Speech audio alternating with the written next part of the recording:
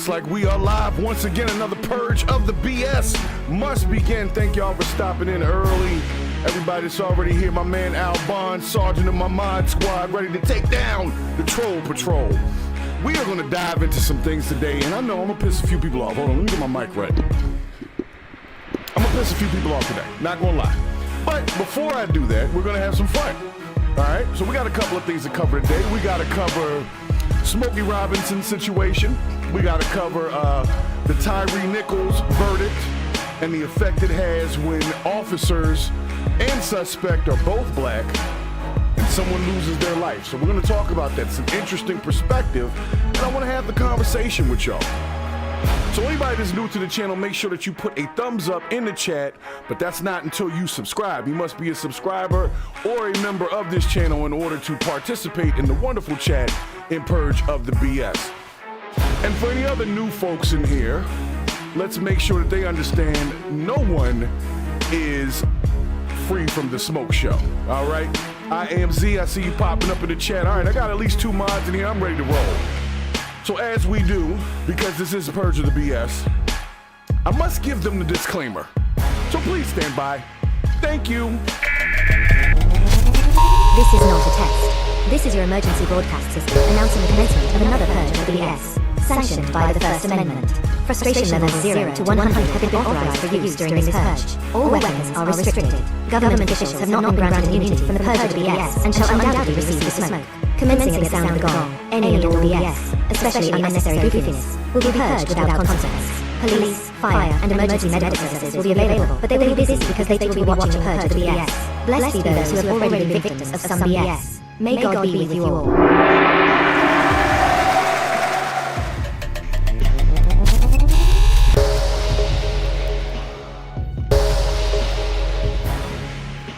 All right, guys.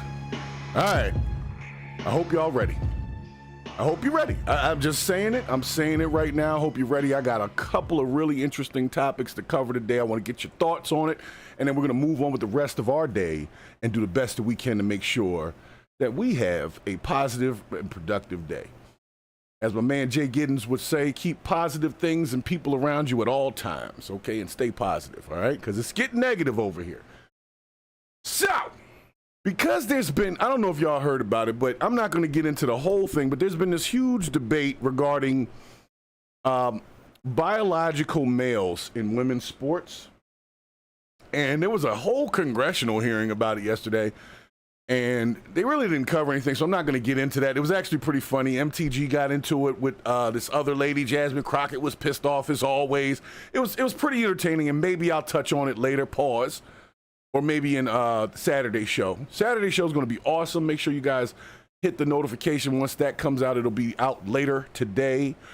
I'm going to have special guests. We're going to do a super purge panel on Saturday. I'm going to have Brix, Bravo. I got a couple of creators coming on. I got a musician coming on. I got a producer, CEO coming on. So it's going to be about 6, 7, maybe even 8 people. It's going to get wild, okay? So make sure that you show up for that. So let's get into the first story, man, because it gets weird, and I'm going to just start with it. It is what it is, all right? Let me adjust myself. I'm in the angle correct. All right, I'm good there. Get this right. All right. Okay.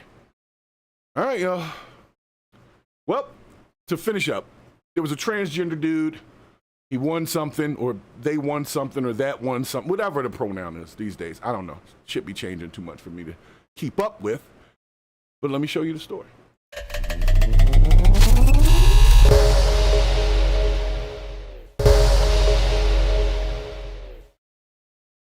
All right, that looks good. I think we can do enough with that. Check out this story, guys.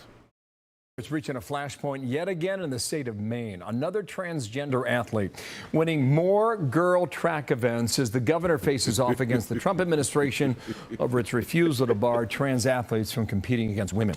My next guest writes, "This is not fair. Our girls deserve a fair, safe, and level playing field." That woman is Laura Libby, a Republican state rep from Maine, who's been put in the penalty box now for it's been at least a month, maybe it's 2 months. Welcome back, and thanks for coming here. I understand this athlete won the 800 and the 1600 meter races. Had this individual run with the men, the finish would have been 12th place in the 1600th and 8th in the 800 meter. I ask you, how's this fair? You're helping lead that fight. What do you think? Well, Bill, I, along with 2/3 of my fellow Mainers, agree that it's absolutely not fair that biological males are dominating in women's sports. They're pushing girls aside. Understand why this is a consider conversation, this, for though, a state where okay. we're told this isn't happening, it's not a big deal, stop making an issue of it. This same athlete has been dominating in girls cross-country running, in Nordic skiing, and now in track. And so we're talking about just one athlete, just one of these biological male athletes, pushing many, many of our young women out of the way in their ascent to the podium. Do I have the name right? Is it Soren Stark Chessa? Is that the same person we're talking about, right? Correct. Okay. A few things. Riley Gaines, Jennifer Say, this is what Governor Mills says is not happening. Jennifer Say, it sure never happens a lot. Here's what the NBC polling found. The greater majority of people do not support it. 75% disagree with it. You're in a so very how is it 25% winning this argument or keeping the You're argument not only going? banned from speaking on the State House in Maine. You're banned from voting because you won't apologize. And I don't think you've changed your position as of now. So they've still got you locked up, don't they? Stand on that, sweetheart. Stand on it. It's been more than 2 months, Bill, actually, that my constituents have not had a voice and vote in the legislature. 2 months of every time that there's a roll call vote, including on the Equal Rights Amendment, which addresses this issue, among others, I was not allowed to vote. So my constituents are being harmed. Every time that we have session in a little bit today, and I will not be allowed to vote. I will not be allowed to represent their interests because of exercising my First Amendment rights. So you can't speak, you can't vote. I mean, next stop, Salem, Massachusetts, I do believe, right? So stay away from that town. The Daily Wire is reporting on a story that we haven't locked down. They say Janet Mills, the governor, and her family get rich off the Maine governor's transgender stance. Is this true? And if you know about it, what do you know about it? You know, it's not a secret that Governor Mills' sister is a higher up at the institution that advances transgender treatments for Maine children and anyone coming in from out of state. And so this extreme agenda, you know, we know that Governor Mills and legislative Democrats are in the minority with their stance on this, but certainly the financial repercussions could help explain. All right, I'm going to pause there for 1 second because I don't understand that this argument is continuing on. If 75% of the people are saying they don't want it. Why is it even a conversation then? Why does the 25% get to have such a loud voice? I just don't get it. Like, it seems pretty simple to me. I don't know. Maybe I'm wrong. I could be. But it seems like this story is all the time. And just like my man Al Bond said in the chat, if I'd have thought of this about 20-something years ago, boy, I'd have been in the WNBA and I'd have been the record setter of all stuff. I'd have been dunking on women. I don't discriminate. I'd have dunked on a chick. I don't care. I don't care. It'd have been all about purging the BS in the WNBA. I would have been in there killing it if I could have identified as a woman. But we're not going to do that because to us it doesn't make sense. So I just don't get why this Maine governor is so hard on it and pause. We're so adamant about it. Like, what the hell, man? I would have held records for at least for a couple years till a couple more dudes came in there, till LeBron became a woman, and then he would have scored 1,000 points a game. And then there goes my records. But records would have got broke every year in the WNBA if dudes started going over there playing. So I think, at least for right now, at least the WNBA seems to be holding tight on that. And I appreciate that because I don't want to see that. I don't want to see guys beating up on girls. Especially not no big 6'5" dude, 6'5" or better dude, beating up on some 120-pound, 5'7" woman. That just doesn't make sense to me. So I don't know. Whoever's standing on this, whoever you are, please don't come on my show. And if you come on my show, I'm gonna bring you up because we're gonna have a debate. I need to know why this is even a damn conversation. Look, just because you're born into this world doesn't mean that you have to have every opportunity at everything. Some people are a little different. Some people are born with no arms.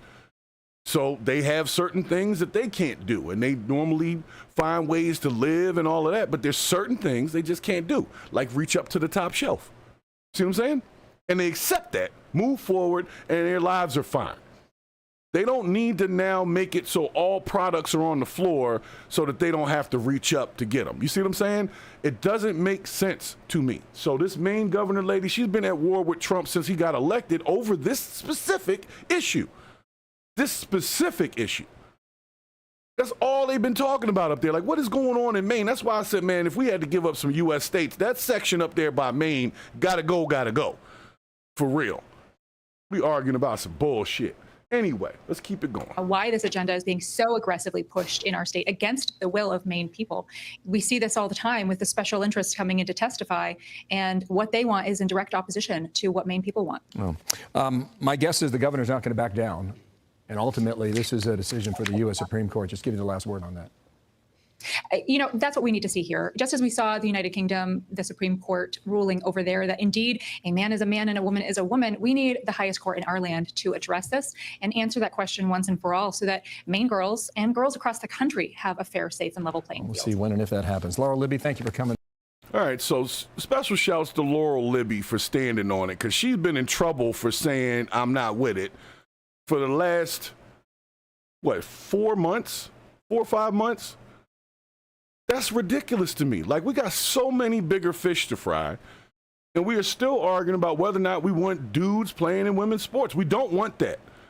I believe the American people have spoken loud and clear. I don't even see why they need the federal government to say anything. Truth be told, I respect those that have boycotted certain leagues or stopped performing in certain sports events and stuff like that because of that situation. I appreciate that. And I think that people should take that as an example. Like, if you don't really like it, then you know what? Let's stop performing in these things. Or the parents that are there. We need y'all, the ones that are inside, do something. But I'm tired of this conversation. If they want to do something different, they want to be different, then they just need to have a different league. Have the PNBA, the pronoun NBA. Everybody with different pronouns, the they, thems, the demon pronouns, all them people. They can all play in that league. It's a non-binary NBA. The NBNBA. The non-binary NBA. So it's whatever, whoever, they gender fluid and all that other stuff. Y'all can go play ball against each other or swim or whatever, if that's how you want to do. But it's just not fair going in the other direction. And I'm not going to stop talking about it. That's stupid to me. And when my granddaughter gets to high school, my oldest granddaughter, when she gets to high school, if this is still going on, I'm showing up. I'm showing up, and I'm going to show out, and I'm going to go down over this. I'm not playing, man. It's stupid. It's a dumb argument, and I just don't want to have it no more. I don't. So let me get to my next story, man, because I'm through with these guys. I'm definitely through with these guys. Shit. Still arguing about that. Doesn't make no damn sense. It just doesn't make no sense. I don't know, man. Like I said, I could be wrong, but I'm going to need somebody to debate me. Show me some data that says that it's a fair situation. And then maybe I'll have a change of heart. But right now, no. Because when I was in high school, there was some really good women athletes. There was one particular girl I remember, her name was Ramona. She was a basketball player. She went to college and all that kind of stuff. But, I played against her, But she was a really good girls basketball player, college level. I think she even went semi-pro, if I'm not mistaken. And she was a track star. I mean, the girl was athletic as hell. But at the end of the day, the dudes could still, you see what I'm saying? Stupid ass argument. But anyway, let's get into some other stuff. All right, so basically somebody sent me one of these debauchery links. And like I said, this is a law and disorder episode. So we have law enforcement stuff and we have disorder stuff. So the trans thing apparently is disorder. And apparently this next one is also disorder. Son, go ahead. Let's see what we got here. So according to the caption here, a gentleman purchased his son. Okay, let's rewind a little bit. A gentleman has a child with a woman who has other children. This is an ongoing debate. I meant to ask about it on my other socials so I could get some feedback on how people feel about this. But a gentleman had purchased his son some shoes, right? And the woman to whom he had created said son with also has other children that are not biologically connected to the father that bought these shoes. And the woman seems to believe that the one dad, the one involved dad, should be purchasing things for all of her kids just because he purchased the things for one of the kids. So let me bring this on over here for y'all. Let me make sure y'all can see it. Hold on. Bear with me.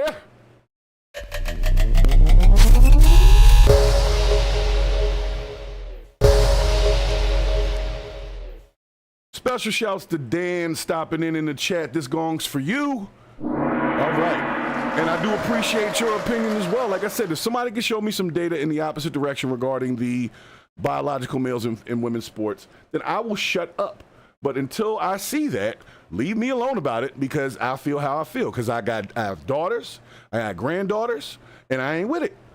I'm not. Don't let me be the parent that's at that track meet or whatever in a few years. That's all I'm saying. They better figure it out before my grandbabies get old enough to be playing these sports. I'm telling you right now, you don't want me showing up. You don't. So anyway, I want to get you guys' thoughts on this clip that's about to come up here regarding this gentleman purchasing his son the shoes. Let's check it out. Go ahead, man, go on there, man. Go ahead. Let me talk. Okay, and that's wrong because he usually buy your brother's shoes. But look at this petty That don't dude. got nothing to do with me, man. It do got something to do Them is not my with kids, man. Them is not my kids. Okay, man. but guess what? You When know you what was I'm with me, you was buying I'm not shoes. with you though. You know what I'm saying? Okay. I'm not with you. Well, I'm taking care of my son. Anything outside of that, I do not owe you that. I do not owe them nothing. No, none of that. What is you talking about? Yeah, just like a petty dude. Ain't Just no like a petty. petty. Yes, you is. Matter of fact, you Nah, got he dude petty. laid up in here with you. He need to be taken. He ain't got nothing to do with you. You right here paying attention. You do. No, What you talking about, man? Ain't no don't about nothing, man. Patty, don't Listen, even go man. there. Don't even go there. You better go on I before ain't he. trying to hear none of that shit. Yes. I'm gonna do what I gotta do for my kids. Anything outside that. Okay, so you ain't gonna. Fuck out of here. She got a whole dude laying up in the house too and bothering this dude because he bought his kiss. Oh, you know what? I cannot with these folks. It's something with these Negroids. And then she got the nerve to record and post it as if, what, we're going to be mad at the dude? Could somebody please explain this to me, why this is acceptable or expected? Let me tell you what. I've had this conversation with a lot of people about folks having kids with people that have other kids and how that stepdaddy thing can become a very thankless job. And that I've never heard anybody complain about like a stepmother not staying in the lives of a kid after they break up with the father of some children. They always want to expect the dad to do stuff. So what that means is this gentleman was doing all right for you when he was with you. He was buying stuff for kids that wasn't his. He was taking care of you. He was doing whatever he had to do. Now he's not there. You got some other dude laid up in the house. He should be buying stuff for them kids. Like, what are we talking about here? You being petty. No, you being stupid. Being real stupid with that. That is just, it doesn't make sense to me. And I need to know for the parents, okay? For all of the parents who are quote unquote step parents, do what you can while you can. But if you're not with a person, you don't owe them nothing. You got a child with a person, you take what you do what you got to do. You pay child support, whatever. You do your visitation, you talk to your kid, you try to stay involved. But the rest of them kids are not your children. And unless you have the same rights to them that you have to your own child, then no, you shouldn't be responsible for anything. Other than maybe saying hello when you see them and being nice, being cordial. But I didn't know when I first saw the clip that there was another dude in there. And so you got this woman. So whoever the dude is that's with the woman, he's a BAN, okay? A BA ninja, okay? It's the early show. I can't say it all the way out, but we can say a puta negro. I don't know. I think that's it. Puta negro. Puta negroid. So anyway, I'm going to run the clip for y'all one more time, then we're going to get the hell out of these people's house because this is ridiculous. So any ladies that happen to stop by this show, all four of y'all that watch this show, if you know anybody like that, because I know anybody that watches this show don't act like this. You wouldn't be able to stand it over here if you were this type of person. So for those of y'all that know somebody like this, tell these people to get their stuff together. Because right now, Trump and them are coming for y'all regarding Section 8, vouchers, all kinds of stuff. If you don't have no physical disability, you about to come up off of that. I hate to say it, you gotta have a full-blown physical disability, like a serious mental disability, Down syndrome, whatever. But you just being able-bodied, but you done had a rough time, nah, you got 2 years, is what he said. And I think that's gonna pass. And the funny part is everybody's calling it racial this and racial that. No, it's not racial, because if you want to do the numbers, there's more white people on welfare than there are black people. So it would technically affect them more than it would black people. So it can't be just race-based. Now, maybe we have a higher percentage of us on those types of programs, but that's our fault. You know what I'm saying? But numbers-wise, it's going to affect way more Caucasians than it would Negroids, okay? So nonetheless, I'm going to play the clip for y'all one more time so you can take in all the debauchery, and then we're going to move on to the next story, okay? Just one more time, in case y'all missed it. In case y'all missed it, for anybody that's just stepping into the channel, make sure you hit that like and subscribe so you can jump in the chat with us. Make sure you share the live as well. Super chats are welcome, but cash apps are preferred because YouTube likes to take a lot of money when you do the super chat, okay? But you can always send us a little something to donate to the cause for Freeman Services, a cash app, $ Freeman SVCS. You should see it right here on the vertical feed. You should see it above my head. All right? So let's check it out. Go ahead, man. Go on there, man. Go. I need a cigarette after this. It's crazy. And that's wrong because he usually buy your brother's shoes. But look at this petty That don't dude. got nothing to do with me, man. It do get something to do Them is not my with kids, man. Them is not my kids. Okay, man. but guess what? You When you was with me, you was buying shoes. I'm Right not there. with you though. You know what I'm saying? Right. I'm not with You don't get bro. that? I'm taking care of my son. Anything outside of that, I do not owe you that. I do not owe them nothing. No, none of that. What is you talking about? Just like a petty dude. Ain't Just no like a petty. nothing. know Yes, you Matter is. of fact, you got dude laid up in here with you. He need to be taken He care of. ain't got nothing to do with you. You do. You right here paying attention. You do. Man, what Now, you talking about, man? don't, You don't know nothing, man. babe, don't Listen, even go man. there. Don't even go there. You better go on I before ain't he. trying to hear none of that shit. Yes. I'm gonna do what I gotta do for my kids. Anything outside that. Okay, so you ain't gonna. I swear to God, I don't know if any of y'all that watch my show, if you catch my boy, the Angry Man, he would love, if he hasn't gotten this clip yet, I'm going to have to send it over to him because I know he's going to have a lot to say about this, but this is bullshit. So I'm going to move on from it because I don't like to hear this kind of stuff. But the mentality is twisted. And then the dude in the background, like egging it on, he's about to cause a conflict. Like, you know what happens. These dudes that don't have nothing to offer women like to crash out on the ex to try to prove that they doing something. So that's why he over there talking. Why are you talking, bro? First of all, the kid that I just brought back ain't yours. The other kids in the house ain't yours. Yeah, so you smashing this lady, but that doesn't give you any right to be part of this conversation with me about my child. And that's how it ends up becoming a fight. You out of your lane, bro. Stay in your lane so you don't get hit. This is not a joke. Gentlemen, anybody who's on my show, if you are the guy behind the camera and there's a dude that your lady, your current lady, or your smash buddy, or whatever you want to have, has a baby daddy or an ex-husband or whatever, and this person's buying stuff for their kid, tell that woman to shut up. And maybe shut her legs too, so we don't have these problems. That's all I'm saying. I already told you how I feel about this stuff. I'm through with these guys.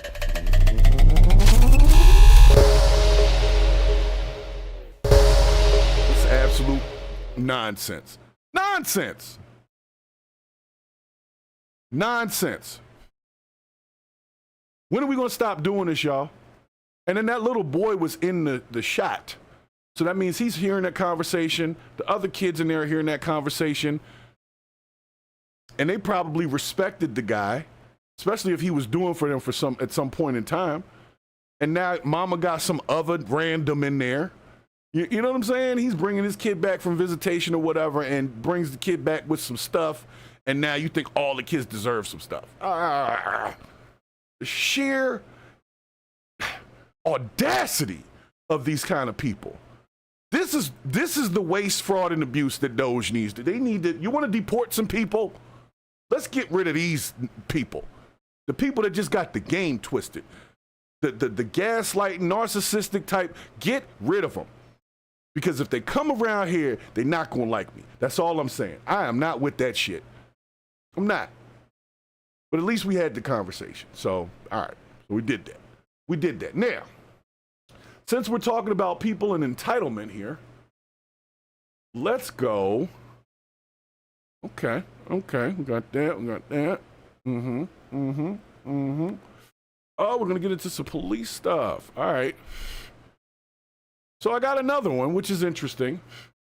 So this one to me is actually, it's kind of interesting because I don't know if the person is right or wrong. So I'm gonna let you guys decide, but let me give you the background, okay? Police officer pulls up on, looks like either a fire zone or no parking zone, and gets a parking ticket. And ends up having an argument with the lady who's giving him the parking ticket. And I want y'all to tell me who you think is in the right or who's in the wrong. Okay? Let's bring it up.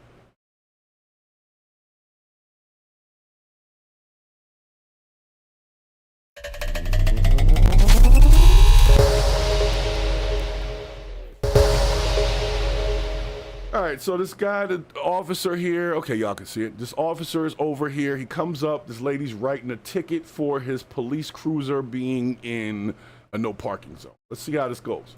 Excuse me. What are you doing? I'm giving you a ticket. For what? For one, you're parked illegally, and two, your lights aren't on. You can clearly see I'm a police officer. I'm here on official police business. What does that mean? Because I'm on police business. I can park wherever I want. No, you're parked illegally. Your lights aren't on. They don't always need to be on. When did that happen? You're not giving me a ticket. Yes, I am. That does not give you a right because you're a police officer to park illegally.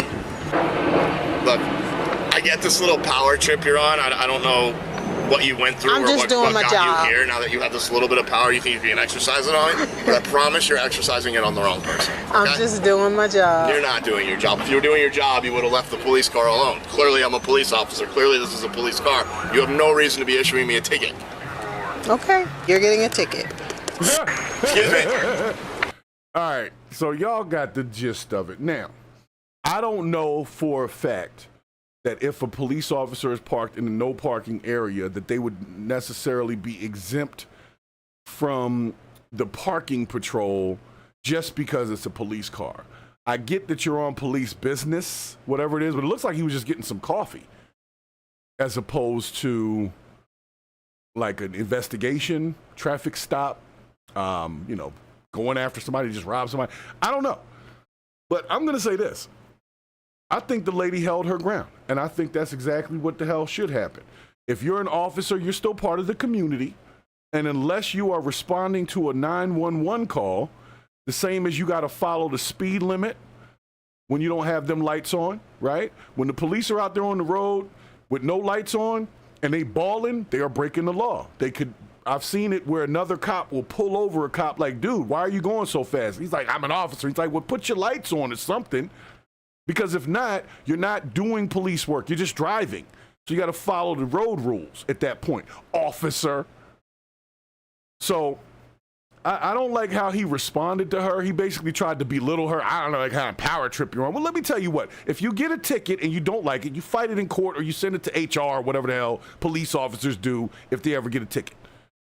But what you don't do is come down on this lady for doing what she's been taught to do. If a police car is parked in a place and the lights are not on, it is just another car parked at that point. Doesn't matter if it's a cop. Wouldn't even matter if it was a damn ambulance. But if it's an ambulance, normally they're picking up somebody, so they're on official ambulance business. So yeah, you know what? I'm glad this lady wrote this ticket. Now, granted, it probably did get thrown out or maybe it got paid by the city. I don't know. But the point is, if you're an officer, if you're not responding to a crime, you're just another person on the road. You got to follow all the same rules we all got to follow. Just because you got that little suit on and that belt, the little utility belt with the all the extra stuff, and it doesn't change the fact that you're part of the community and you have to lead by example. So don't just be parking in the freaking no parking zone so you can go get Starbucks and then get mad when the lady whose job it is to walk up and down that street and get money for the city, now she's wrong when you're the one that's wrong. Now, I think if he would have came off a little nicer, maybe even apologize, ma'am, I'm sorry, I didn't know, or something, maybe it would have gone different. But the fact that he tried to belittle her, talking about, I don't know what kind of power trip you on. I see you got this little power, so you're trying to use it on me, but it's the wrong person to use it on. You ain't nobody, bro. You just another civilian with a job. That's it. And that's all. And really, I got 10 other things for you to be doing and parking in the non-parking areas. And getting on this young lady who's trying to get her little check because she's writing the tickets for everybody that's parked in the wrong place. When you see police pull up on a spot, even if their sirens aren't on, like the sound, they still keep the lights on. Just like when they're on the side of the road pulling somebody over, they got the lights on. So you know this is police activity, this is police business. That's what the lights are for. So you know what? Screw this cop. I don't like him. He's kind of a jerk. And when you are a jerk, and the worst part is he's not even going to have to pay that ticket. I'm hoping, this is just wishful thinking, all right? I'm hoping that they take they let the ticket go through and they take the amount of the ticket out of this guy's paycheck. Because he thought he could just do whatever because he's a cop. And that's not true. You can't just do whatever because you're an officer. There are some things, and we're going to get into that when we get into this Tyrie Nichols thing in a couple minutes. But yeah, you got to follow some rules too, man. Because you done got you on a power trip. That's who it is. You think this woman's on a power trip. No, you're on a power trip thinking you can just park wherever the hell you want to go get coffee. Now, if you would have worked this out with the lady, like if you'd have pulled up on her down the street, hey, I'm getting ready to park over here, go get some coffee, I guarantee it would have worked out different. But you just pulling up on the curb, doing whatever you want, just because you got that outfit on, it doesn't exempt you. And I need America to understand it doesn't exempt anybody from anything because you got a certain ass job. And I don't even know if that was correct cussing, but you get my point. So I'm through with this guy. Seriously. Tired of this.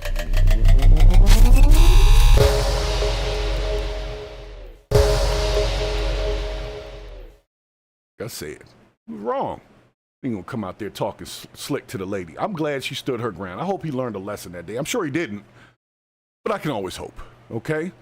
So for everybody else that's just jumping in here, I know that the notifications have been a little crazy. I did a little bit of research, and it is saying that, or what we found is that you may have to like unnotify, like turn off the notification for the channel videos and then turn it back on. I think they said to toggle the notifications off and on, and that's supposed to help with people getting the notifications again. So since a lot of people aren't getting notifications, make sure that you are sharing the stream. Make sure you hit that that like, and make sure that you are ready to go. So now we're going to get into some more debauchery because we only got a couple more minutes of debauchery before we get into the main topic of the day, or main two topics of the day. We got two of them. Oh, didn't mean to do that. Don't open. Please don't open. Ah, crap. Let's close that. Close it. All right. I clicked the wrong icon and almost opened up my Zoom link here. All right. So this is an interesting one. We got two more interestings before we get into the super interesting. All right. So what's this one about? Let's see what we got here.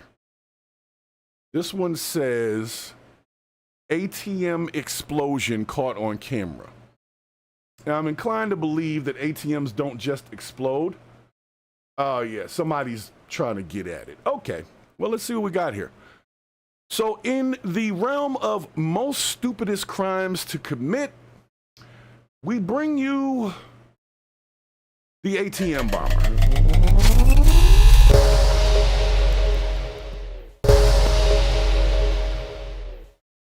Y'all, check this out. So this guy is at the Chinese store, wherever he's at. One of them carryouts. You know how them carryouts be late at night. He's got the ATM here. He looks like he's conducting official business, but something's funky. Keeps looking around. He's digging in his pockets. He's doing all of this.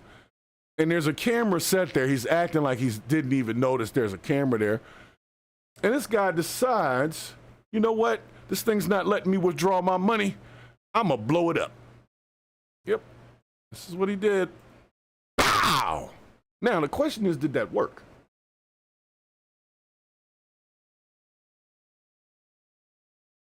Is there audio in this, or is it just it's just a video?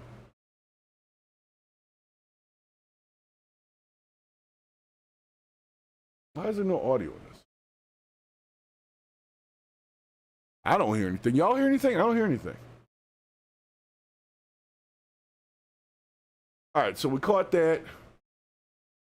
I'm trying to see if it worked. I ain't gonna lie. I'm one of those people. Jeez. You know, I would have expected money to be everywhere. You know how in the movies when something with money in it blows up, there's always like money floating up and down. And all right, so we got the, oh, so he was outside of there. And this lady's obviously in here getting her some, you know, getting her 5 wings and fries or whatever she's getting. Gentleman comes in, he sits down. The ATM is over here in the corner, apparently. He's looking at it. Why don't they have any audio at all? I thought it was a news story. It's weird. All right, well, the narration is what it is. Okay, so y'all get it.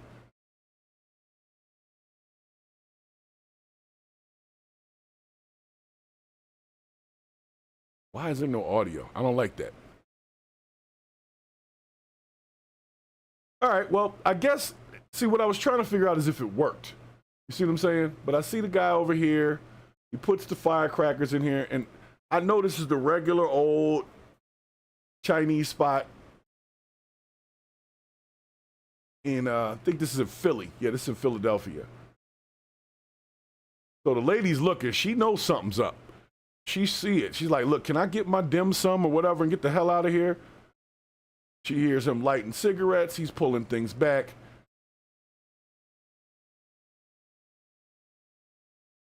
The people behind the glass ain't worried because they're behind the glass. He sets off what looks like 2 M80s or something in there. Steps out in the hall and bow. I didn't see no money. So this was a waste of time. Hopefully he got caught, but life is tough out here. I'm not going to lie to y'all, man.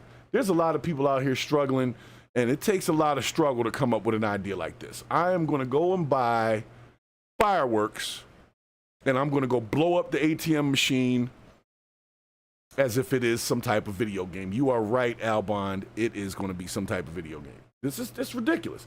But yeah, I think there was just no audio there. It was just a surveillance video itself. So nonetheless, if you are one of them type of people that is having a rough time, this is not the way out of it, okay? Now, from the camera angle, I didn't see the person's face. It's got a hood on. Might be hard to identify. But it looks like he touched a few things, so perhaps fingerprints. And I would venture to say that this person probably has been in here a million times into this same Chinese spot. That's why they knew exactly where the ATM was. They probably was watching some weird TV show and were like, you know what, I can go blow that joint open. I can get $10,000. Because I'll tell you what, there's not $1 million in the Chinese carry-out ATM. It's not. A bank ATM, you might find something in there if you get one of those. But the Chinese ATM, the Chinese food ATM, no. There's at most it's $10,000 maybe in there. That's being nice. You can only take out maybe $100 max on these joints. Sometimes $200 at certain spots, but $100 is like about all you can take out of them. So imagine how many people it would take to do that. You know what I'm saying? So if you're this guy, if it's a rough time, I mean, you could come in there, fill out a job application, but you know the Chinese food spot is not hiring Negroids to work up in there because Negroids come up with ideas like this. So you leave them to close the store, they're going to take the ATM with them when they go off their shift. Got to watch them. You got to watch them. Special shouts, Donald J. Plump, stopping in the chat. I see you. This gong is for you. All right, we're going to keep it moving here because we are in our debauchery segment here. So see what else we got, because I am through with these guys. I'm totally through with them. It's like, who raised you?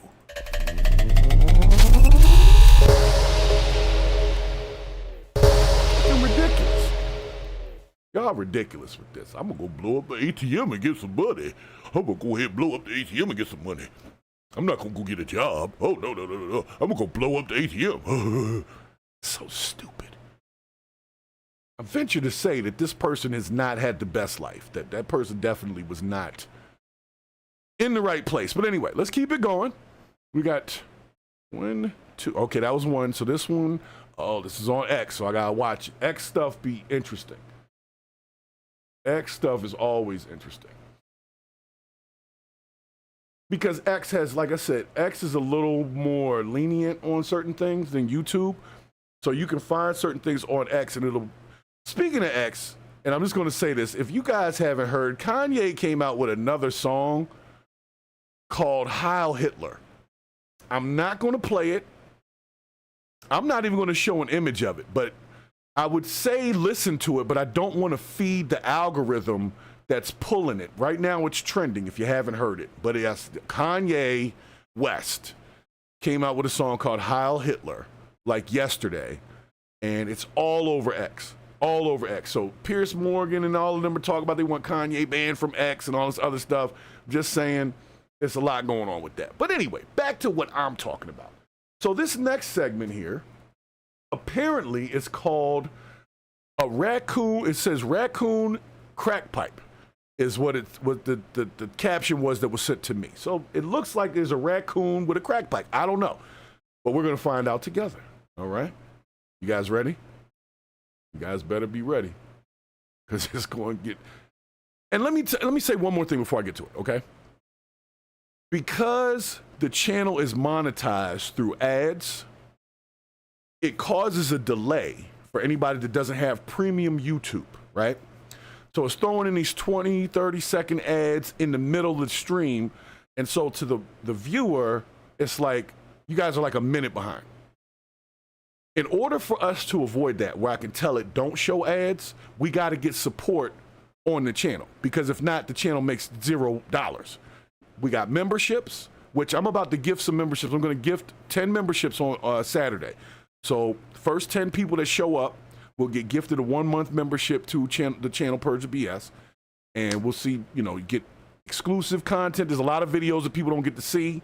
The chops of these lives are no longer part of the public. They go into the members only area. So only the members get to watch the chopped versions of the video. You want to see this stuff? Other than that, you got to watch the live or catch the shorts, okay? But yeah, I would love to turn off monetization for these videos so that everything stays on time. But we got to get some actual support for the channel so that I can be comfortable doing that. So we're going to work on that, guys. We're going to work on that. We're going to work on that. But anyway, back to the raccoon and the crack pipe, because that sounds interesting. See what we got. All right. Here we go. Hi, how are we doing today? I'm Officer Brandon, Springfield Township Police Department. Okay, stop it, Josh. How are you? So the reason I stopped you is you are suspended with a warrant for your arrest. I am? So do me a favor, turn off the car, put the keys up on the dash, detain you for that warrant, and because you are suspended actively. Oh. Hey. What? Come here. Hello? Yo. The raccoon has her meth pipe. As what? Oh my God. Her meth pipe. He's playing with the meth pipe right now. Y'all can't see it yet. Hold on. Let me make sure y'all can see it. There you go. No, don't reach for it. That's evidence now. Oh, I don't. I can't see. Can y'all see the raccoon? Y'all see him. He's in the corner over here. Let me move it over a little bit. There we go. Here we go. The raccoon he's dry snitching, bro. He handed it right over to the police. First of all, why do you have a raccoon and a dog and people in the same vehicle? And there's a cage in this vehicle. This is her lifestyle. This is not just a day where something weird happened. This actually is this person's lifestyle. So check this out, right? The funny part was when the cop calls the other cop, like, bro, you got to see this. There's a raccoon over here with a damn crack pipe. Who does her meth pipe? As what? Oh my God. Her meth pipe. He's playing with the meth pipe right now. No, don't reach for it. That's evidence now. Oh, I don't want him to have that. That's why I'm gonna do it. Hey, buddy. Huh? It's okay. Okay, you're on island. He'll be here in 2 minutes. I'm right across from my house. Is that what that A few is? minutes? Yeah. Okay. This is what she's smoking meth in. Okay. Oh The my God. raccoon's playing with her meth pipe. All right. Yo. Oh, there's no. He's He's trying to smoke it. He's trying to smoke it. Hold on. Did y'all see that? He really did try to smoke it. Hold on. Let me see if y'all can see it. He is really trying to smoke meth. I would venture to say this is not the first time that this raccoon is smoked. He knew what to go for. He was trying to snitch off like, here, Mr. Officer, we know what you're here for. She's over here smoking in front of Mattress Firm. And here's her meth pipe. Now, here's the funny part to me is a meth pipe and a crack pipe, to me, are the same thing. Why would you call it a meth pipe? I guess because you're like in a more Caucasian area. So a crack pipe is like some hood stuff to say, right? It's crack pipe. Where a meth pipe, I don't know if it sounds more prestigious, but I just never heard anybody, they always call it a crack pipe. Now all of a sudden it's a meth pipe. So meth took over crack. Here it is. There it goes. I got the shot now. Look at this. He's smoking this joint. He really is. He is he got both hands on it. Oh my God. All right, no reply. I'm not going to ask you a bunch of questions about why you know so much about the difference between the meth pipe and the crack pipe, but I will venture to say you could heat up and smoke crack in a meth pipe, and you could put meth in a crack pipe. So he said meth heads and crackheads look different. What? One's got 2 teeth, the other one got 1? What are we talking about here? Straight pipe, no bubble. Straight pipe, no bubble. Y'all stop in the chat before I send the damn feds over there and this raccoon to go find out what y'all got going on.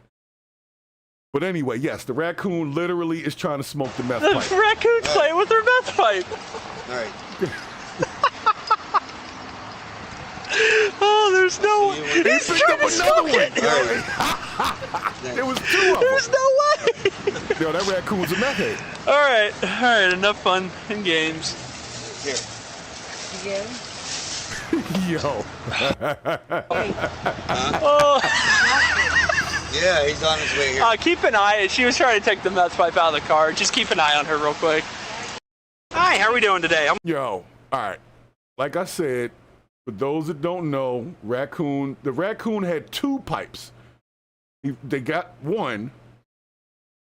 All right, you don't put the Troy boy in the meth pipe. I get it. I've never smoked meth before, so I'm not familiar with the tactics and terminology, okay? Never smoked meth before. Smoked a lot of things, though, I'll tell you that. I've definitely had a lot of stuff laced into some stuff over the years, but never meth. So, for all of my animal lovers out there, this is the guy. I am a fan of this raccoon, and I like how the raccoon wasn't even like mean or nothing. He seems very domesticated. And I thought in certain states, a lot of states, that having raccoons, squirrels, what do they call it? What do you call them? Vermin or whatever? Vermin, something like that. There's a word for those type of animals, and they're not supposed to be in your house for some reason. Remember, what was that squirrel that they took and euthanized and chopped his head off, whatever he did a couple months ago? We were talking about it. And he had a whole Facebook and Instagram following. Peanut the squirrel. There you go. Peanut the squirrel, who got euthanized because I guess he bit an officer when somebody came in there trying to clear out the squirrels. But this Rocky raccoon here is really, I like this raccoon. Like, I think this one I could probably have in the house. He was very calm about it. He didn't jump out the window. He handed over the first pipe, then was trying to see if he could get a last blast off the other pipe, realized there wasn't nothing in that one because the second pipe was clean, and then he goes back over to the other side. And he knows he's not going to jail. The raccoon was snitching. He said, first of all, she didn't give me my hit. That's why he was trying to get him. How does the raccoon know how to handle a crack pipe? Or meth pipe, sorry, for those that are meth pipians. So, nonetheless, this guy, I don't know, man. I was tickled, pause, by that story. I like that story. That actually made me laugh a little bit. And in today's world, being able to laugh a little bit is very important because there's way too much serious stuff going on. And just for the moment, I like the fact that the officer was a little lighthearted about it. At most, she'll get a paraphernalia charge, but the other lady had a warrant anyway, so she was going to jail regardless. She might get a paraphernalia charge, but if it wasn't on her person, they can always blame it on the other person in the car. They'll probably drop that charge. Yeah, Peanut the squirrel and Fred the raccoon. That was them. We did a story about it a couple months ago. So in this town, apparently it's not abnormal to see somebody with a raccoon chilling in the car. Because if it was abnormal, the cop would have freaked out when he saw the raccoon and it'd be like, oh my God, there's a raccoon in the car. He was laughing and being nice about it. So either it's normal for people to have these kind of things going on, or maybe they just weird wherever they at. I mean, it's a little weird. The whole thing is weird. And do you see the door on this car? I don't know if y'all can see it in the background. There's like no interior part of the door. There's tape around the bottom part of the window. There's a net up on the side instead of a window. This lady was living foul, but she definitely was taking care of them animals. Yo, don't it look like they tried to strip weight off this joint so that they could make it go faster? Like, what are they doing? I don't know what this is, but, and I will say this, I like the Motorola cameras better than the Axon camera. I don't know if you guys know, I've been arguing with Axon about body cameras, and I was like, guys, it's 2025. Can we get a camera that's not blurry all the time so we can really see these things in these police videos? And a person said the Motorola cameras are better. And I just noticed this is one of the Motorola cameras, and it is better. So let's get Motorola to start doing the body cams and stop letting Axon monopolize that business, because their product is shit. Sorry, I had to say it. That's why every time there's a police shooting, we don't never know what the hell we see in the videos, because it's an Axon camera. You get the Motorola cameras, you get that high-def 4K type of stuff where you can see reflections off the glass in the back over there. But anyway, let's move into our next story. You know why? Because I'm done with these guys.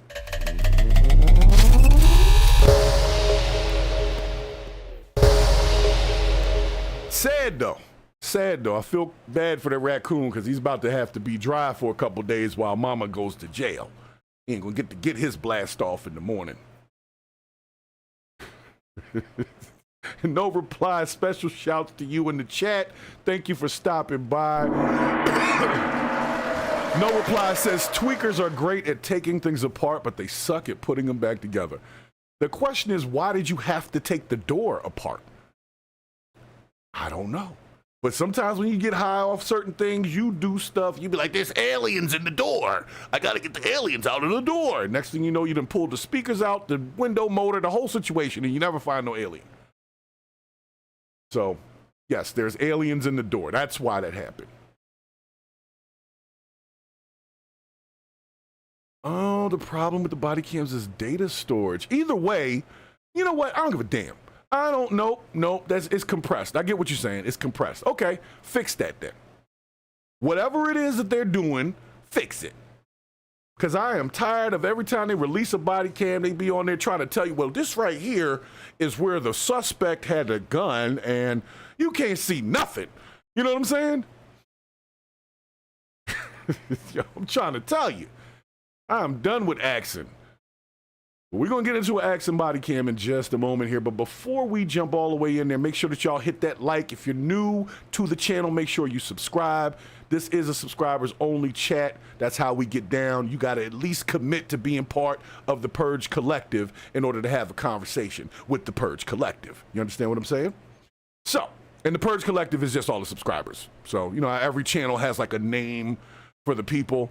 You know, I thought Purgatorians was too abrasive. So we'll just call it the Purge Collective, okay? The collective people who purge. All right. Oh, gosh, here we go. So, guys, it is time to get into this crap. All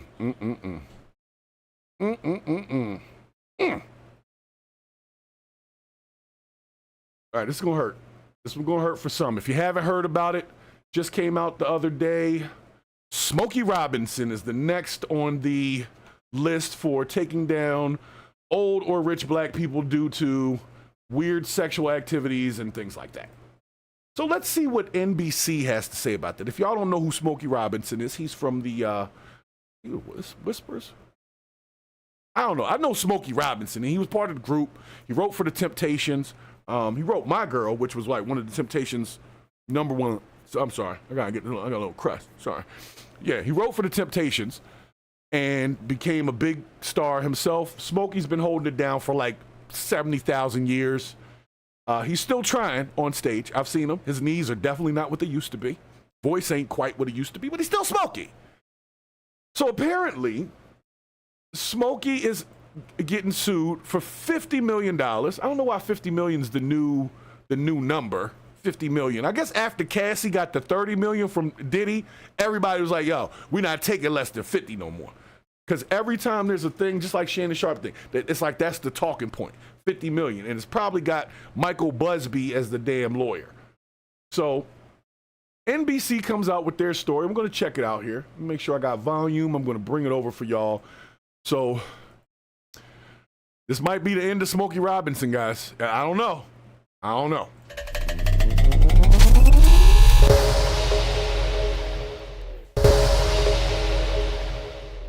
Don't know. Let me move this over so y'all get the full shot to the face. Pause. Yeah, this lady's got a nice cheekbones. Nice cheekbones. I find different things attractive in women. Let me tell you what. I like cheekbones. When the cheekbones are nice cheekbones, strong cheekbones, means you could take a punch. I'm just playing. Don't y'all bring that up. I was just playing. The Miracles. There you go. Smokey Robinson and the Miracles. Thanks, no reply for the fact check there. I couldn't remember it. I said the Whispers. Who's in the Whispers? I don't know why I said the Whispers.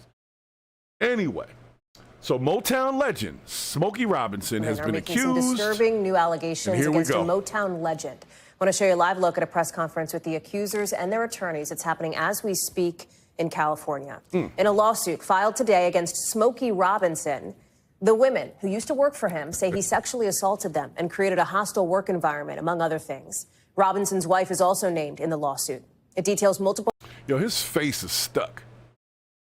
Now, this one eyeball is being disrespectful. This one eyeball is definitely being disrespectful. But the rest of his face is just stuck. Eyebrows, everything. The smile, that look, you hear? He looks like he's like how Han Solo was when he got frozen in the cryo thing in Star Wars. And he was like in the little thing. Yes, that's what he looks like. Well, allegations, some as recent as last year. One employee says Robinson sexually assaulted her at least 23 times. 23 times? 3 of the women say they didn't want to report it to police, in part because they were afraid of risking the possible adverse effect on their immigration statuses, according to the suit. Oh, he had some immigrants in there. He was playing with them. Yeah. Well, apparently, I guess they're legal now, because you wouldn't want to go talking to the police if your numbers ain't right and your paperwork ain't right. Not right now. They'll be like, hey, we'll be right back with you. ICE, yeah, we got one. So anyway, brutal sexual advances. Let's see how brutal Smokey Robinson was. Another says Robinson's, quote, brutal sexual advances were constant and even predictable while she worked for him.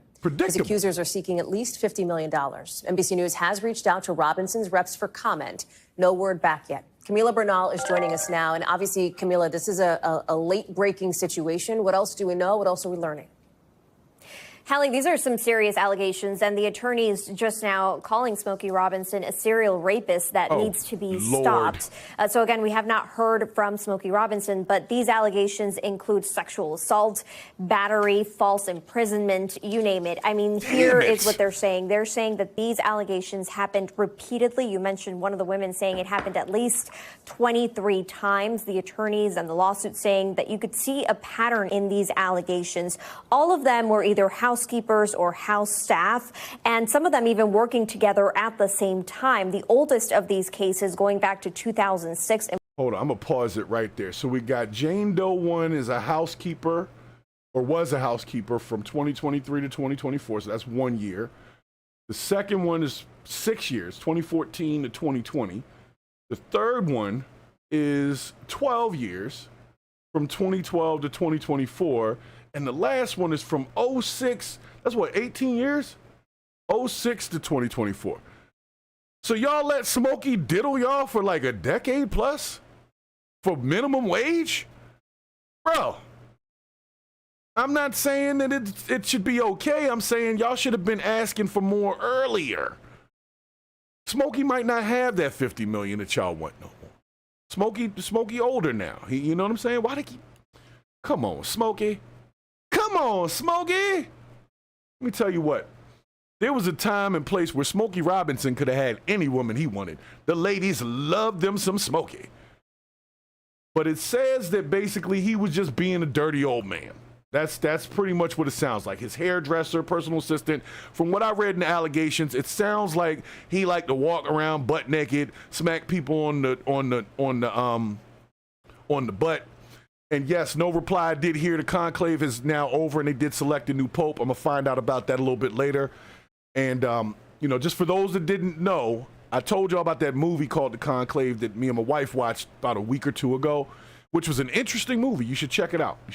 And I think it was like right after the Pope had died. It was crazy, the timing of that.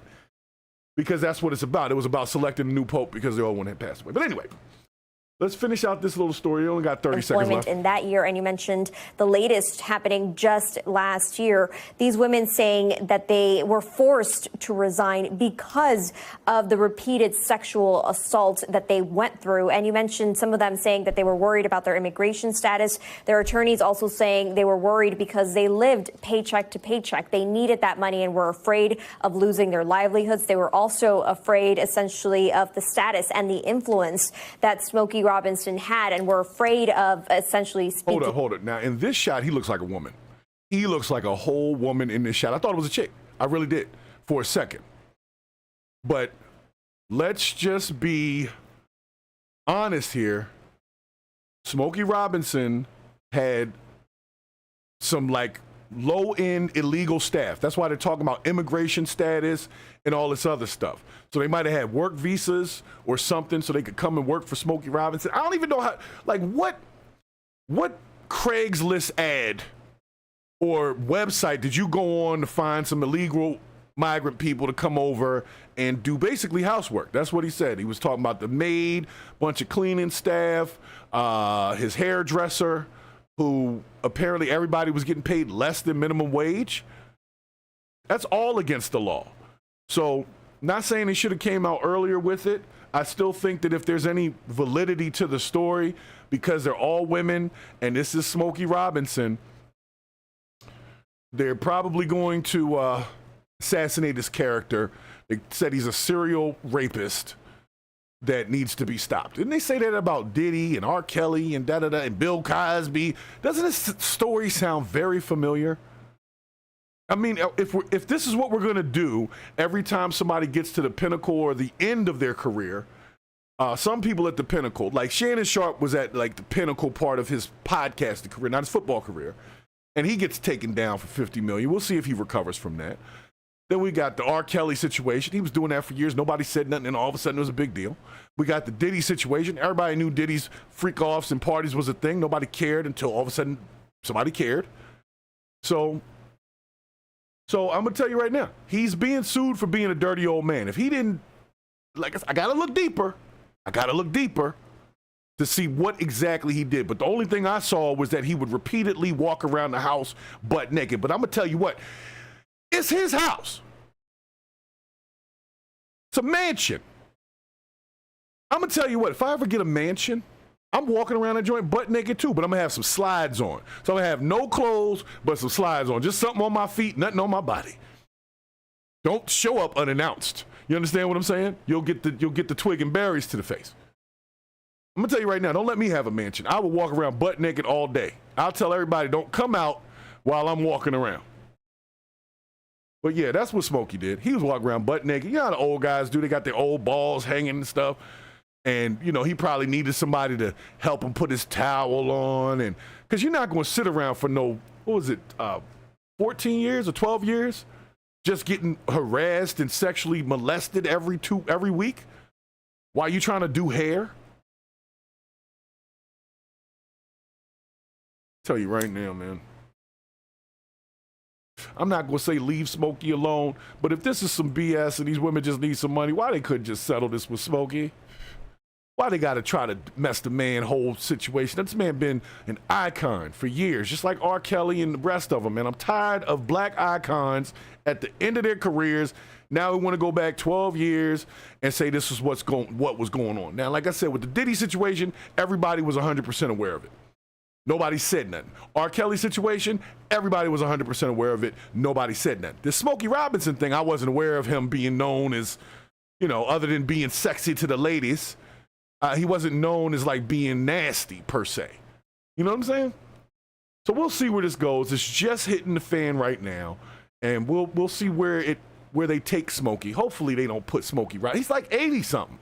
Don't put Smokey in jail. Give him probation. Make sure he doesn't hire anybody else that's illegal. And let's just don't put Smokey in jail. I'm gonna just say that. Don't put Smokey in jail unless he actually did something. Now, if he just walked around butt naked and people was uncomfortable, they could have just said that, and that would be the end of it. But they were worried about their jobs. So if I hear the name Michael Busby as the lawyer, I'm done. That Busby dude is bad news. He's bad news. So Smokey, I'm hoping you didn't do nothing crazy, because they taking him down right now, bro. You'll be up and you would definitely become somebody's biatch in the jail if you went in there looking like this. You see this shot? He would definitely be, the big Tyrone will have a day with that. Boy, I got hot up in Smokey last night. Nah, I'm stopping. He's about to get ostracized and castrated for walking around his mansion butt naked while the cleaning staff was there. Man, I'm through with these guys. I am through with these guys, yo. Jesus.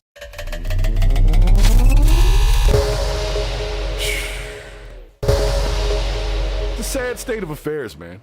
It really is. It really is a sad state of affairs when it's like that.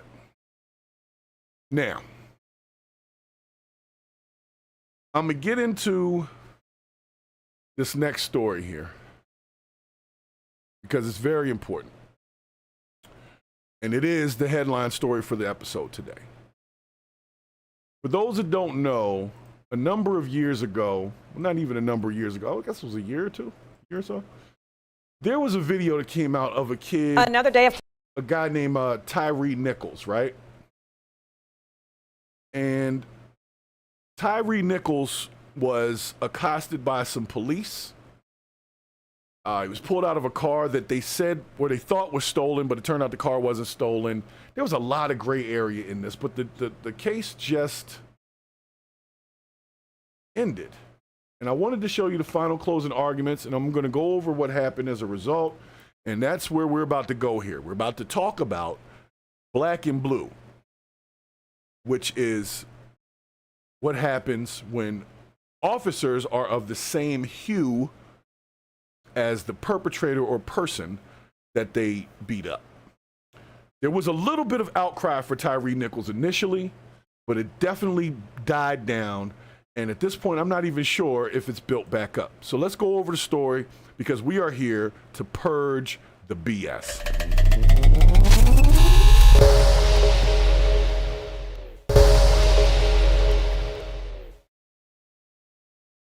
All right, so this is a closing argument in the murder trial of 3 former Memphis police officers. Court ended for the day in the trial of Tadarius Bean, Justin Smith, and Demetrius Haley. Hello, I'm Stephanie Skurlock. And I'm Greg Hurst. This was the day for closing arguments. The prosecution and 1 defense attorney, but there are still 2 more to go. WRG's April Thompson is live with the latest from the courthouse, where the closing arguments will resume in the morning. April, fill us in on today.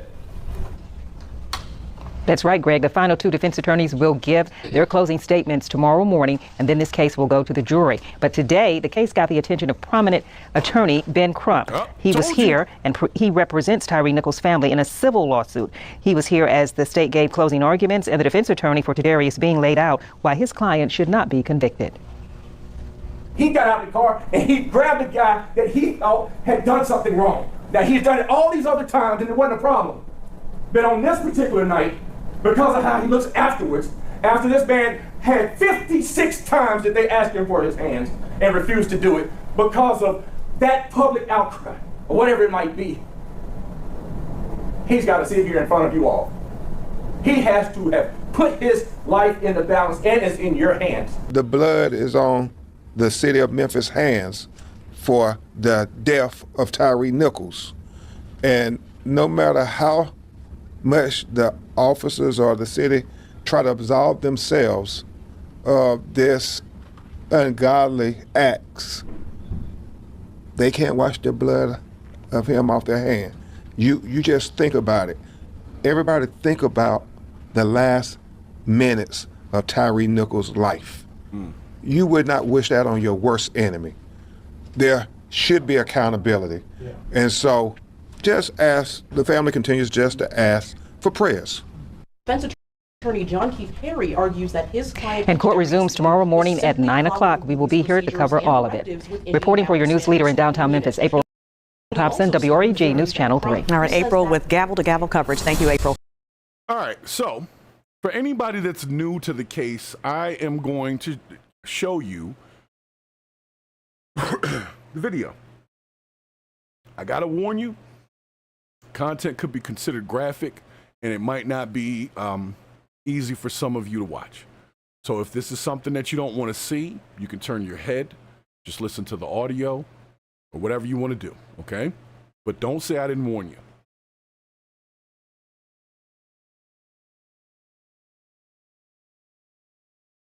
Is this the one with no audio? Okay.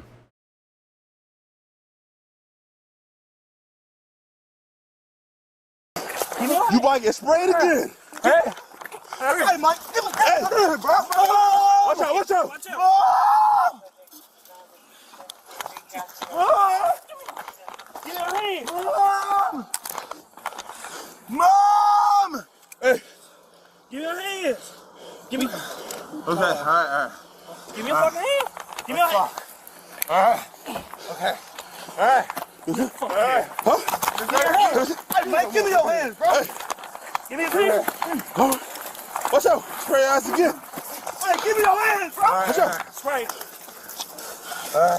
Give me your hands, bro. Oh, shit. Give me your hands. Oh, shit. He sprayed himself. All right, so in this other shot here, over on the right side, this is an overhead camera, traffic camera that catches the same situation here. So.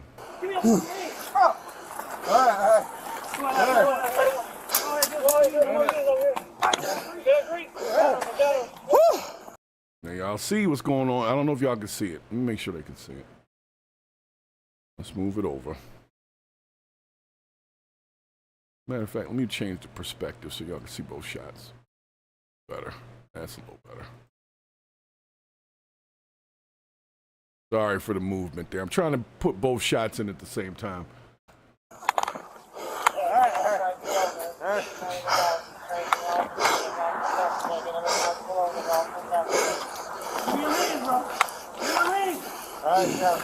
Give me your hand. Give me your fucking hand. Give me your hand. Whoa. Hold on a second, man. You mean that kick wasn't nothing? The kick, did y'all see that? He kicks him in the face. I know it might be tough to see here. Let me expand this a little bit. Let me see if I can expand it. I know folks can't see it. It's on the, especially on the mobile feed. If you're on the horizontal, which nobody can really be on because it's like a members only type of joint.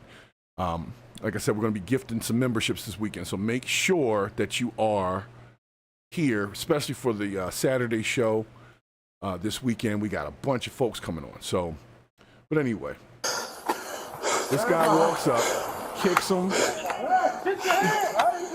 Give me a hand. Turn around. Lay back. Lay back, goddamn. Lay back, goddamn. Lay back. Lay back. Lay back. Lay back, goddamn. Shit. All right. Oh. Give me a fucking. Hey, I'm a 60 guy. Give me a motherfucking hands. Watch out. I'm gonna baton the fuck out you. Hit the fucking hands. Watch out. Watch out. Give it hands. Give it your hands. Give it your hands. Same location. Watch the council case. Watch the council case. Watch it. Give me your fucking hand. Hold on, I gotta pause it right there because I need y'all to see this shot. Let me get my perspective right for the mobile feed folks. I apologize in advance if it's a little smaller, but y'all got to see it all in perspective. We gotta be fair. All right, there we go. That's a little better. There we go. All right. We'll bring it back to right here.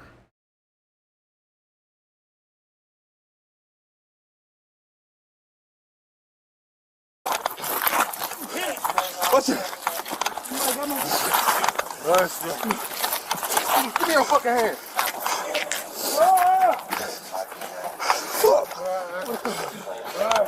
Give me your hand. Give me your fucking hand. Give me your hand, motherfucker. Give me your hand. Ross and Castlegate. We are east of the intersection.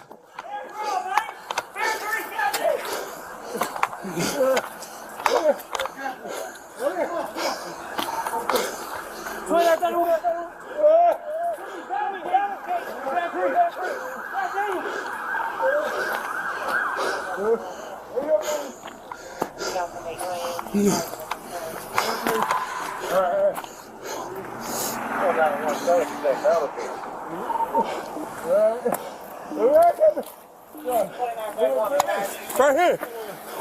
2930. Castlegate and Bear Creek. This guy comes over, he starts kicking him. Another kick right there. Another kick to the face right there. Are you fucking kidding me? Man, me too. Haze them. Hey, can you get my car, please? Fuck.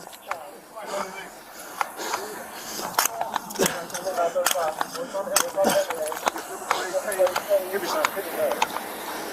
2930. Pepper spray just play.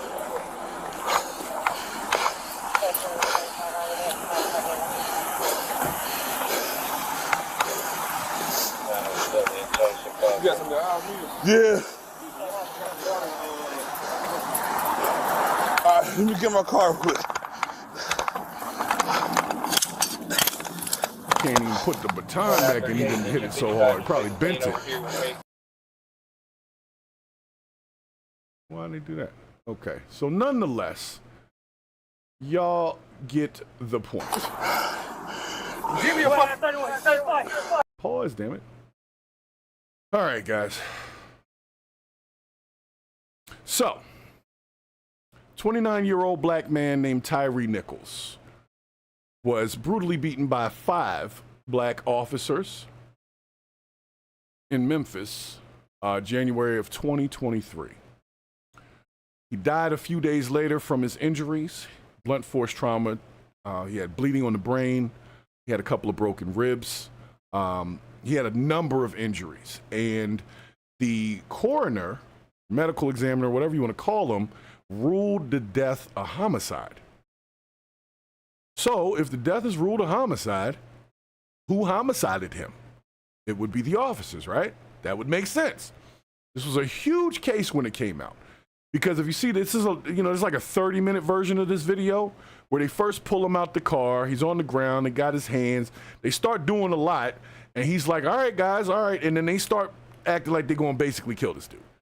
So he takes off running.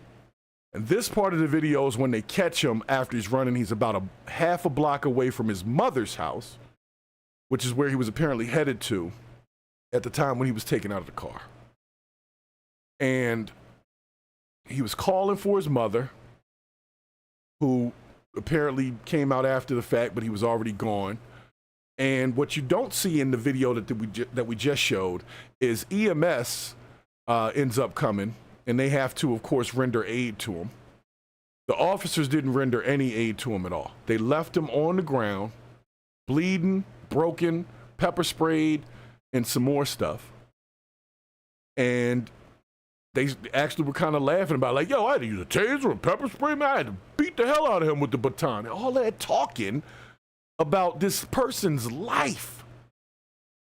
Now, granted, yes, the officers were removed from duty, but that was due to the fact that the unit to which they were part of, which was like the Scorpion unit, I believe they dealt with car theft and kind of like a SWAT team or the Jump Out Boys. For those that know what the Jump Out Boys are, it's kind of like them. And so they did this, and the whole unit was dismantled. These guys went to court, and they've been found not guilty on all charges, even though the death was ruled homicide. So we got no negligent homicide, no manslaughter, no battery, no assault, nothing. 0 charges, guys. Now, the defense argued that the fight was due to Tyre Nichols not being in compliance and not doing what the officer said. But I will be honest with you. If you're getting kicked, punched, pepper sprayed and all that, you might be trying to defend yourself a little bit. You might put your arms up to be like, yo, you're kicking me in the face. So if you get kicked in the face, your first response after being kicked in the face is probably to try to cover your face. So you're kicked in the face, you try to cover your face, give me your hands. It's like, what? How can you comply in this situation? You get your ass whooped by some big dudes. These dudes were not small. These were like easily everybody's 200 pounds plus. Big old police officers known for body slamming and beating the crap out of everybody. And that's why the unit got dismantled. So if the unit was dismantled due to this kind of behavior and a number of complaints, and the medical examiner rules that it's a homicide, how do they get no charges? No charges? They're saying that this is all in compliance with the department policy? Because that's when you get no charges, it's because you're in compliance with department policy and you're doing what you're supposed to, and you've got justified reasons to use this excessive force. And me personally, I didn't see, Tyre Nichols ain't that big. I could have took him down by myself, especially if he's not armed or anything. And he's been pepper sprayed. He was running for about a few blocks. So he was tired, winded, and not that big. It doesn't take 5 officers beating the crap out of him to get this guy in handcuffs. It really doesn't. And I'm not an officer. I'm not a cop. If anybody is here that's an officer, I really would love to hear your opinion on this, because what I'm seeing is a guy got his ass whooped and he wasn't even in a stolen car. So the question becomes, well, why did they acquit? And like I said, the defense argued that all of this was within policy. So Memphis was one of the police departments that I want to say it was the Department of Justice was working on doing a consent decree with right before Trump took office, and then they stopped all the new cases. And this was one of them, is the consent decree and the transformation of this particular department. But Memphis ain't the only department that has this problem, but apparently they have a history of this type of behavior. Purple Groovy, thank you for stopping in the chat as well. And that's been the question that Purple Groovy is asking, is basically the same one I'm asking. How's it ruled a homicide and nobody's responsible for it? Now, I have heard that there's some federal charges and blah, blah, blah, but it's a state issue that was tried in the state. And if they're found not guilty, let's say they still have federal charges or they had already gone up for federal charges. Let's just humor me for a second. If you have federal and state charges, right, and you go to the feds and the feds find you guilty of something, when you come back to the state will utilize the fact that you were found guilty by the feds as a reason to find you guilty in the state. See what I'm saying? So I don't think whatever federal charges happened, I don't think that that's even happened. Because if not, they would just say, look, the feds found them guilty, they're guilty. See what I'm saying? So if the state charge, the same goes in reverse. If the state charge is found as not guilty, when they go to the feds, they're going to say, hey, the state found these guys not guilty. And that'll be a reason for them to not find them guilty on the federal level. They'll try to use it for that. Now, the reason why I wanted to have this conversation is, and I'm gonna bring it over to my full cam so y'all can be part of this. Okay.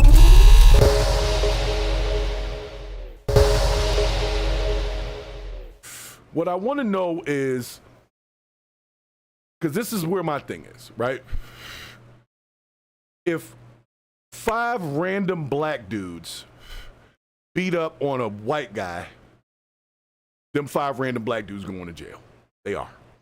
If 5 random black dudes beat up on a random black guy, in most cases, somebody's going to jail. So why, when these 5 officers who were black on camera, obviously utilizing excessive force, you're not going to tell me that a kick to the face, repeated kicks to the face while a person's on the ground, pepper sprayed, tasered up, winded from running, is necessary. You know what it is? It's not the color black that's the issue. It's the color blue. And that's the problem. A lot of officers who are of the melanin, once they become the melanated officer, it's like they forget that they were black.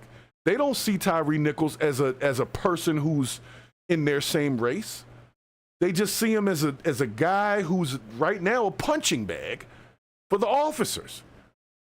And I'm starting to feel like, well, not even feel like, there would have been no narrative, or it would have been a totally different narrative if all 5 of these officers were white and Tyrie Nichols was black and the same thing happened. We would be trying to put them on the stake. At least I think we would. But when the officers are black, guess what that looks like? Black on black crime. Since when did we give a damn about black on black crime?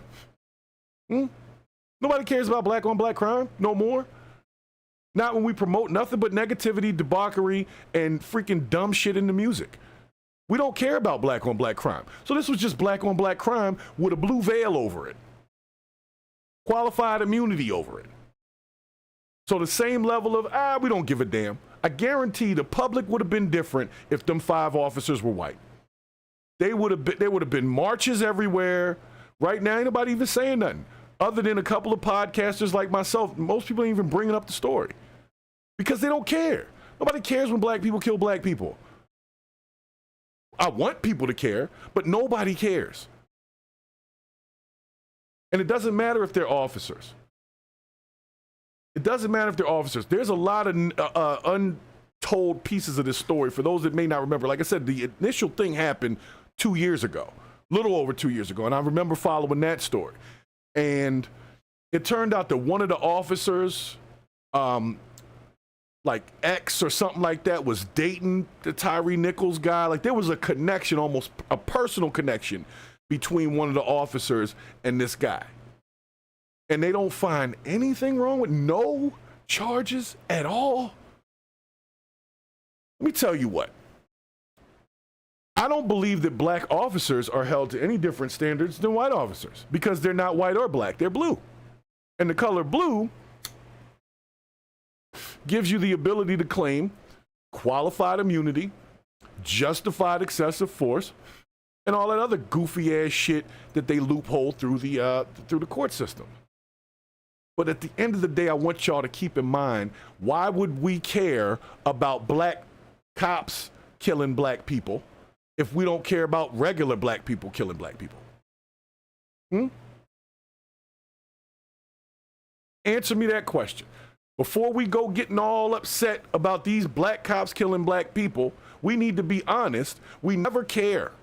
It's only when there's a white cop or a black person, or a bunch of white cops and a black person, or even a bunch of black cops and a white person. But the second it's brown on brown and going downtown, right out the window. We don't care. We don't care, man. And I feel a certain way about it. It's making me feel like you can't trust anything that's blue. But even worse, you can't trust that because someone is black and goes to the blue, that they are looking out for you. Just because they look like you doesn't mean they're looking out for you. And it's a sad day because there are young men growing up right now in this world, and they're watching cases like this, and they're saying, well, shoot, I guess it doesn't matter if the officers are black. They're going to be worse. These officers, to me, were just as bad as the Rodney King beating. For those of y'all that are old enough to remember that, the Rodney King beating was freaking crazy. And this was in the time of handheld video cameras, not traffic cams. So them officers didn't think anybody saw it. And they beat the living daylights out of Rodney. And he came on TV talking about, can't we all just get along? For those that don't remember. Because he didn't want to get his ass whooped again. Now, I'm going to tell you right now, I don't care what color the cop is. I don't want my ass whooped by anybody. Not with a baton, not with no pepper spray, not with nothing. But why don't nobody care about this case? It's because the officers are black. That's it and that's all. And that's sad to me. That's sad to me. It illustrates a real need for reform in the policing system. Because it didn't matter that they were black. They were definitely out of line. You know what I'm saying? And the whole public was like, yo, this is out of line. This is crazy. Like, this is not what you expect to happen when you get pulled over. Like, if you get pulled over, like I said, I need to do a little more research because I believe they thought he was in a stolen car. And that's what started all of this. And let's say you're driving along in your car or a car that you rented or whatever, and the police pull you over thinking the car is stolen, and they're responding as if it's stolen,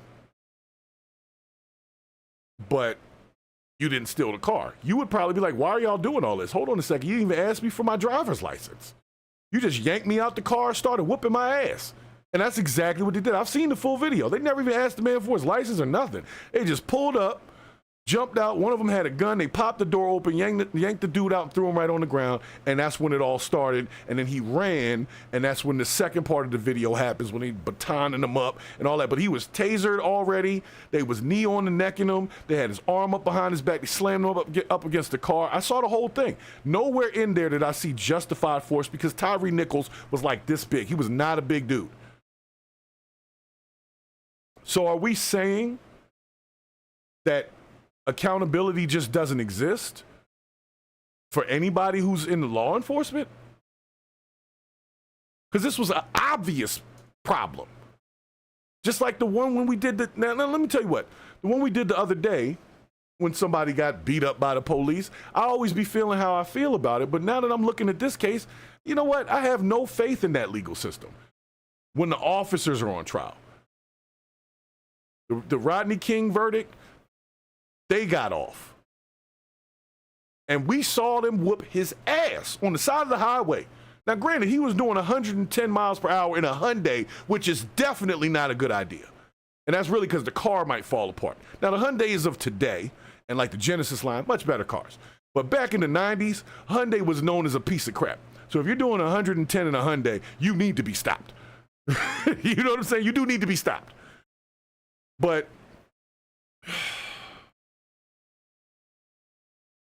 I don't like this one. I don't like it. I know Ben Crump was over there, and I've been getting on Ben Crump lately.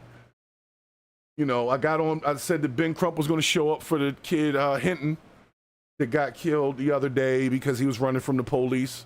But at this point, I find it a far cry that they're going to find, if they find the Hinton shooter guilty, and they didn't find none of these cops guilty on no charges. They each had like 7 charges. And you know how charges go for anybody that's been in the legal system. They'll have 7 different charges.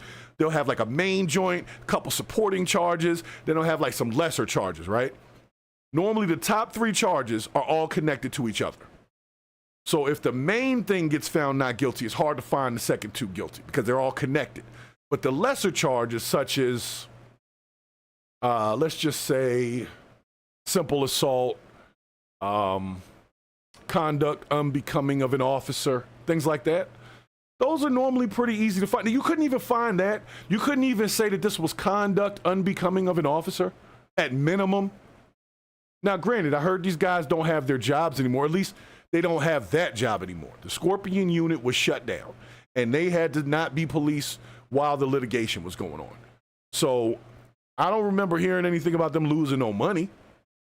And I'm sure a bunch of the police union raised a bunch of money for their defense. And it's funny, they had a black lawyer as the defense lawyer, which was definitely a tactic because they're, you know, in court, you're thinking, oh man, this black guy is saying that this black guy's fine. So if the black guy is saying it's okay, then it's okay. But let me tell you what, the jury was made up of 12 people from Chattanooga. Chattanooga, not Memphis, because they couldn't find a non-biased jury in Memphis, or so they said. So they went to Chattanooga, had a 12-person jury made up of all Caucasians. And this is not against the Caucasian race. I'm just stating facts here.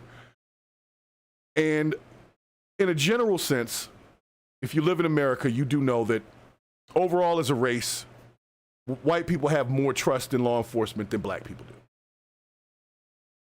Normally, white people are a little bit more lenient with officers than black people are. So if you put a 12-person jury of old white people in Chattanooga or from Chattanooga, Tennessee, to look at this, and they can't find anything wrong with that, you know why it is? It's because the person being beat was black.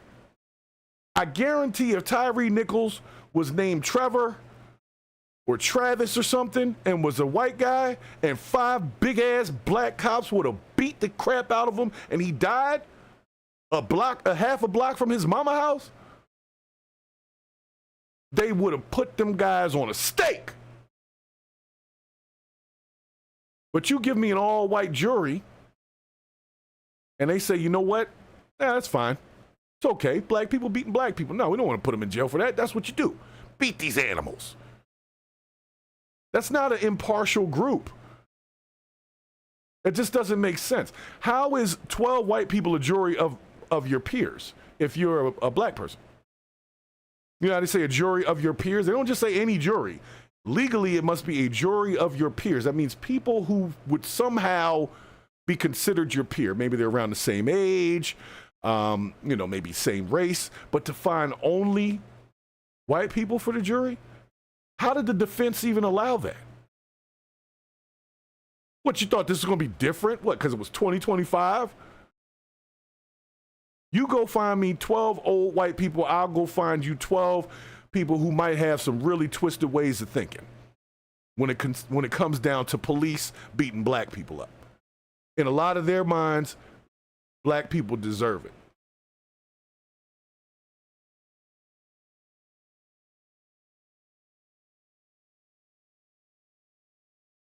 Oh, they're going to get some money. Okay. But you know what? The money is just what the taxpayers pay that shit. So granted, yes, okay, his family's going to get a couple dollars and they'll be fine from a, financial standpoint. But that doesn't change the rest of us.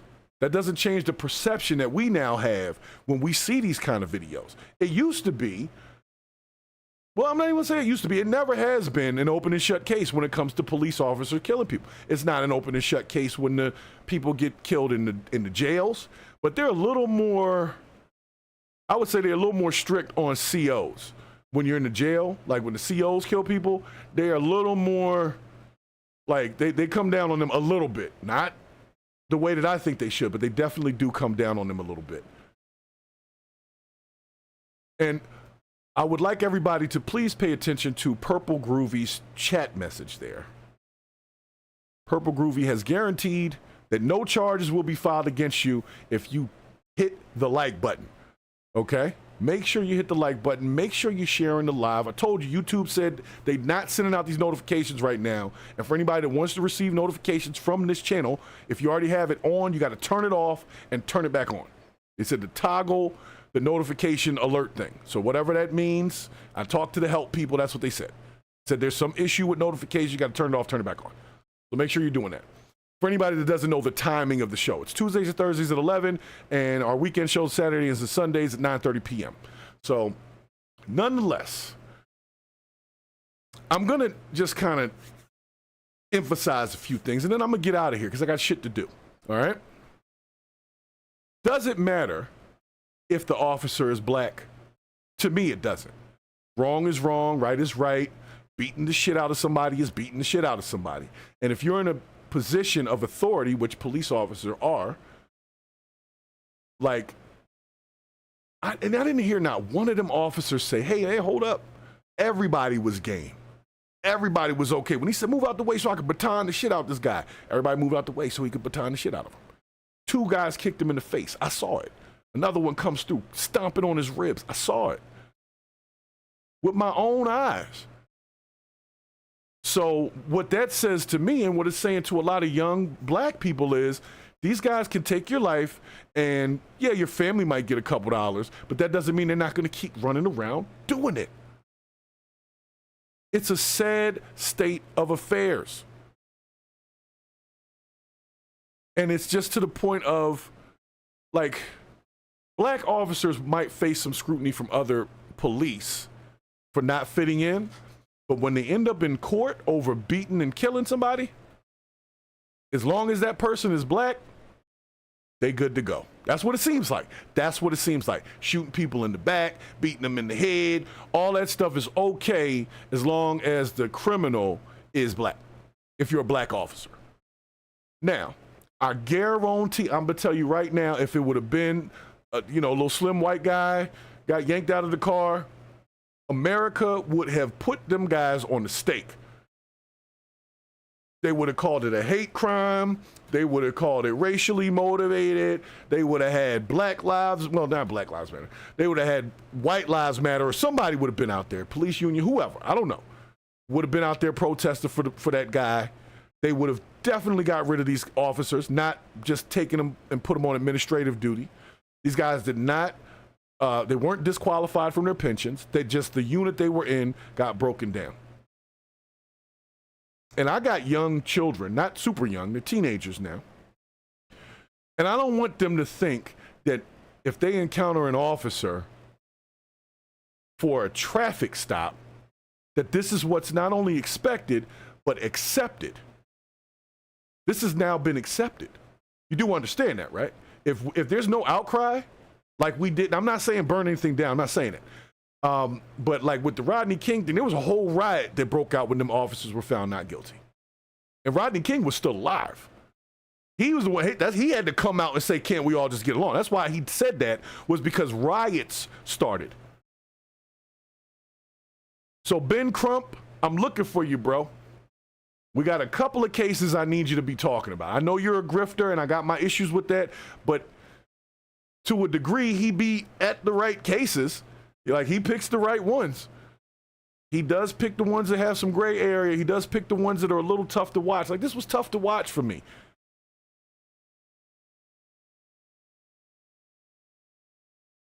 And I get it. As an officer, like I said, I have police officer friends who, at least in my opinion, like, look, I ain't riding along with them, so I don't know.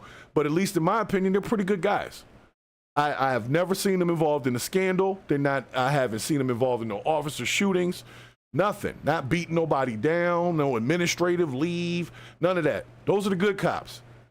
They're picking up drug dealers and, people who are assaulting women and things like that. Do that job. But when you pull somebody out the car, or when you get pulled over for a traffic stop, it's tough to not worry that might not be your last traffic stop when you see shit like this. And the point of what we're doing right now with this whole law and order country is we're supposed to be restoring trust in not only the law enforcement, but in the justice system. So if there's no justice and there's no accountability for law enforcement, how the hell are we supposed to trust them? How are we supposed to mend this? How are we supposed to heal? These guys did something wrong, and someone lost their life as somebody's son is gone. And no charges? None? So that just means, no, they didn't do anything wrong. Doing this is perfectly fine. Kicking people in the face when they've been pepper sprayed, tasered, and winded out is perfectly fine. Stepping and stomping on their chest and breaking their ribs is perfectly fine. Blunt force trauma to the head with a metal baton, perfectly fine.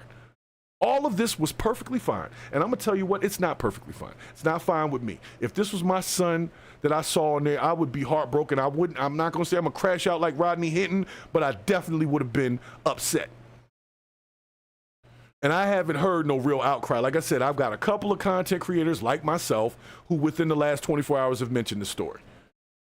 I don't know if I'm going to be able to get away with having shown that video, because that video was a little graphic.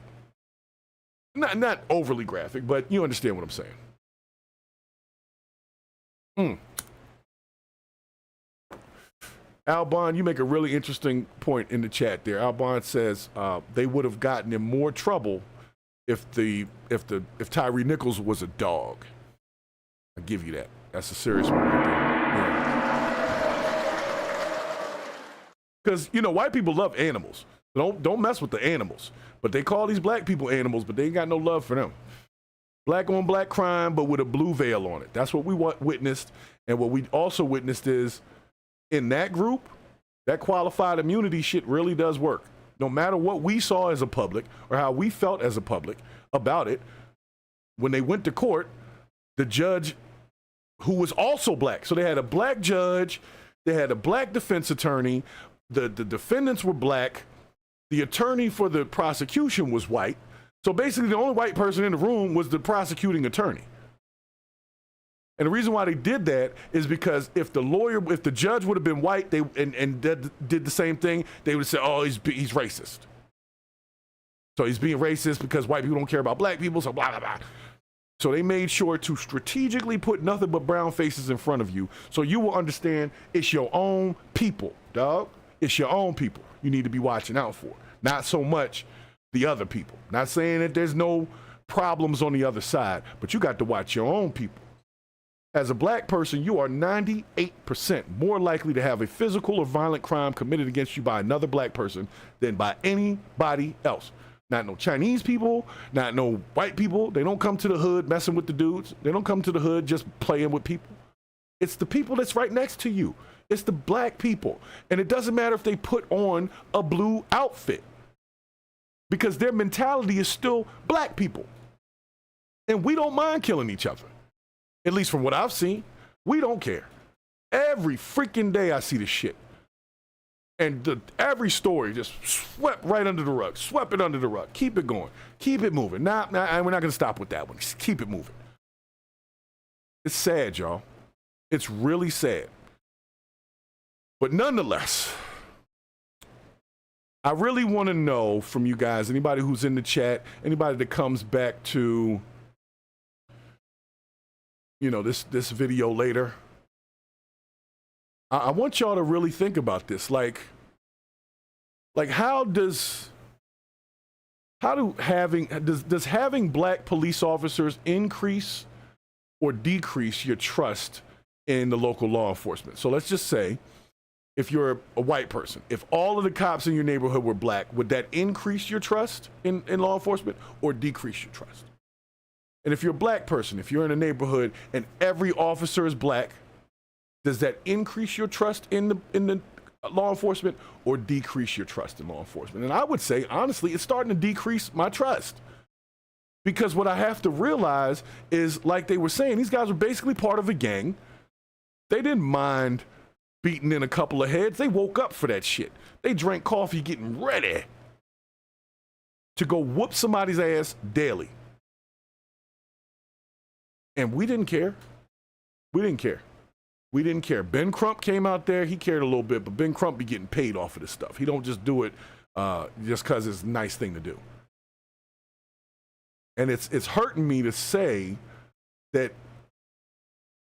the black cops are kind of worse than the white ones. Like, it's almost like because, like I said, and before I get in trouble, it ain't about all cops. This is about black mentality. What we perceive as the life that matters. They say Black Lives Matter. Well, who does it matter to if it doesn't matter to black people? We got to start there. If black lives don't matter to black people, then who are we to tell somebody else to say that shit matters?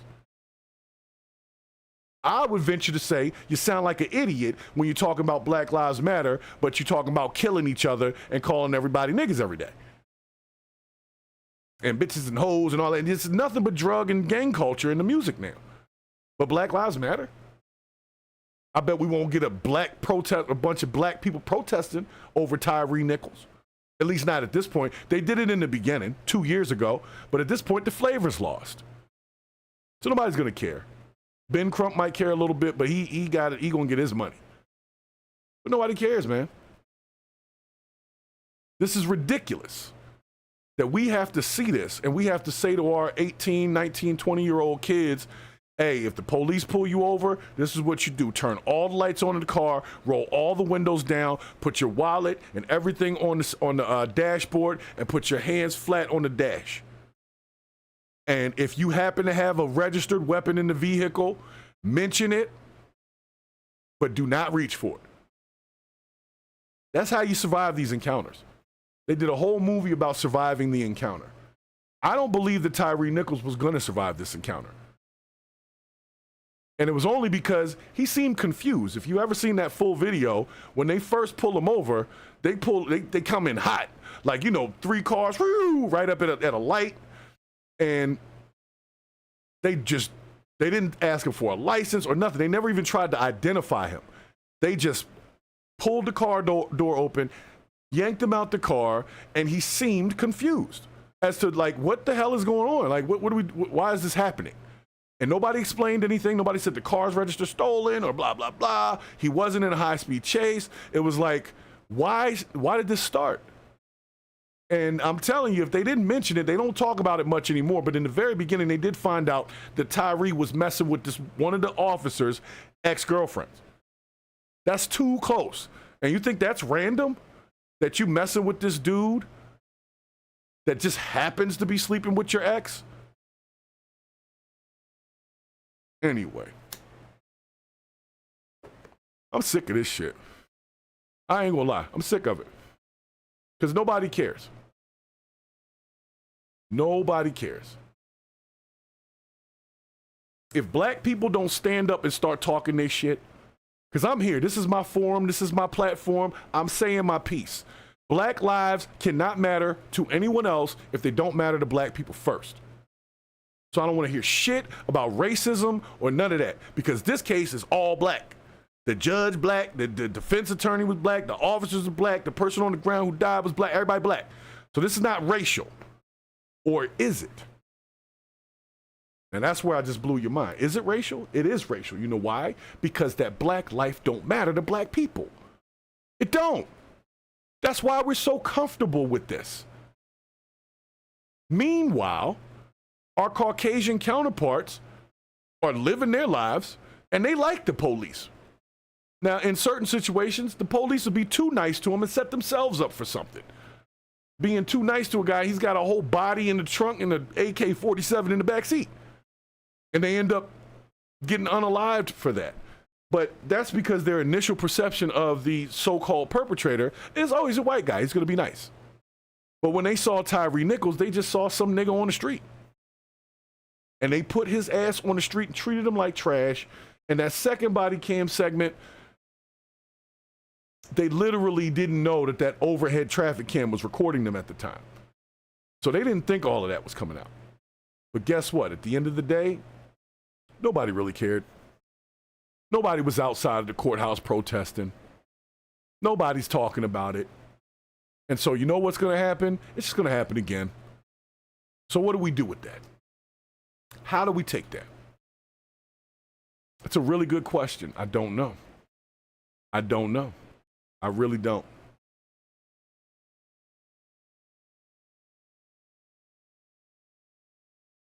I don't know, man. It's a really tough one because I want us to be better as a society. But first, I need black people to be better as a cultural group. And it doesn't matter what jobs we have. We always a little different. Like if you go to the motor vehicle spot, you got the black lady, you got the white lady. The black lady always be different than the white lady. She's normally got a little more attitude, you know, and we accept it. Oh, she's just an angry black woman. Oh, well, we don't need none of this, man. What we need is to figure out how we can train our brains again to value human life, especially if it's a black person. We are unaliving ourselves at rates that are just unseen. And some of it is we unalive the kids before they even get here. Our population is the one going down, while the Latino population is skyrocketing right now. We're going down. We killing each other before we get here, and we don't care about each other once we're here. We don't. We don't want each other to come up. We don't support our businesses. We don't do nothing to uplift the black community. And so a couple of black guys become cops, and they still got that same mentality. Tyrie Nichols was just trash to them. They didn't care that the man was a block away from his mother's house. They didn't think that he was someone's son. They didn't care. They wanted to baton the shit out of him for running from them. Because that's technically why this all happened. He wasn't armed. He didn't shoot at the police. And even if he was a little bit on the resisting side, there was like 5 of them, and them dudes was my size. And I would suffice to say that even one me would be enough to take down Tyrie Nichols, especially if there's no weapons involved and all that kind of stuff. Just brute strength. After he done ran a few blocks, I would have brought his ass down myself. That'd have been the end of that. But yet, we had this whole uproar about this George Floyd thing. When George Floyd was a black dude, was killed by a white cop. So it's like as soon as you change the race of the characters, now everybody want to care because it fits that narrative of the racist white man is the most dangerous thing to black people. No, 2 things are most dangerous to black people. Number 1 is black people, and number 2 is fucking sugar. Okay? Sugar and salt. The white dust that puts us all in the grave. That's why we die younger. We got issues with heart rates, heart palpitations, and all that kind of stuff. That's our things. Health and each other are the 2 most important and most dangerous things to black people. So until we start talking about that and start addressing that, what are we going to do here? It's just going to be another damn news story. We're going to be talking about, oh my God, racist ass cops. What does that change? We're still watching Rodney King, and Rodney King happened in 95. That was 20 years ago. No, 20 years ago. 25 years ago, 30 years ago. Jesus, my math is off. I'm sorry. But, what was it, 30 years ago? 30 years ago. Got you. So 30 years ago was Rodney King. Those officers got off. Riots happened. 30 years later, we watching black cops beat the crap out of a person who dies, and it's still just like Rodney King. They got off. But I guarantee if you would have swapped out races in this, oh my God, it would have been a whole different situation. And then the second they would have got off, it would have been this racist. Da, da, da, da. Nope. They set y'all up. They gave you a black judge, they gave you a black defense attorney, and they gave you black defendants. So where's your racism now, huh? Where's your little racism now? No, the problem is we don't care about each other's lives. And that's not a racial divide. That's like a moral divide. I see value in everyone's life. Everybody's energy spark that they have, I see value in it. I know that there's genius within people's minds that we haven't even tapped into yet because that person may or may not have the outlet for it. But I see value in every single human life, even the dudes and negroids I don't like. Even the debaucherous, audacitous BMs, the baby mamas that just be out there causing problems. All of those lives have value. And it's like we don't value them no more. We don't. I'm sorry. We don't. And it's sad, man. I thought 30 years later we wouldn't be watching the same thing. I figured by now all of these consent decrees and police reforms and and training, none of that shit didn't change anything. So what are we going to do? That's the good question. What are we going to do? And this is a rhetorical question because it's not something that's going to be answered on this podcast. But it is a question that needs to be asked. You can't find an impartial jury, so you go get 12 white jurors to deal with this case from Chattanooga, Tennessee, not Memphis, and then expect to get justice? Well, you know what? Before we start talking about the black lives that get taken when they're already here, let's start talking about the ones that get taken before they get here. I know it's a sensitive subject. Thank you, No Reply, for jumping in the chat with that one.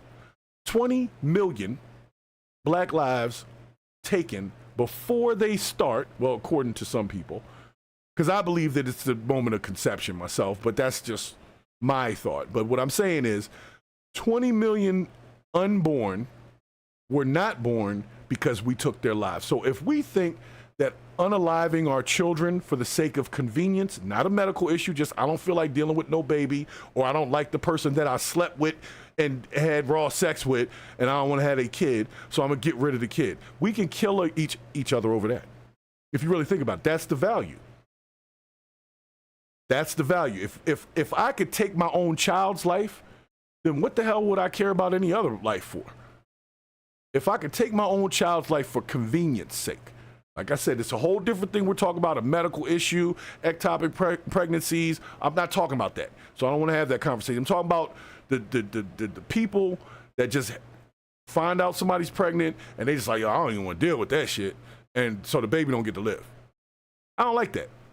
Because if that's how you feel about your own child, I can't expect you to value anybody else out here in the world, really. Or anybody else's struggle. You're only concerned with yourself. You're so selfish you would kill your own kid for convenience. So no, we can't change nothing till we change that. The value of the life has to be increased by the people to which that life belongs. And if you Black Lives Matter, prove it then. Prove it. If not, you're just talking that goofiness. I don't want to hear it. I get it. But nobody cares, man. Nobody cares. And that's what's so disheartening to me. So I'm not gonna drag it out any further because I got shit to do.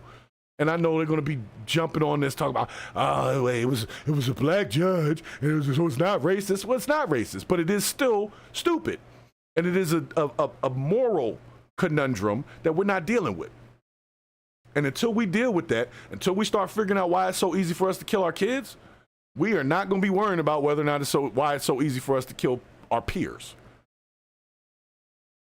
We're messed up, man. And it's not just black people, because we ain't the only ones, but we got the worst problem. It's kind of like, you know, a drug issue. One person, you know, uses drugs once a week. Another person uses them every day. 2 different lives. We all have a problem, but we got to start with our own value of the lives. Our own value of family, our own value of morals, our own value of ourselves. Do you value yourself?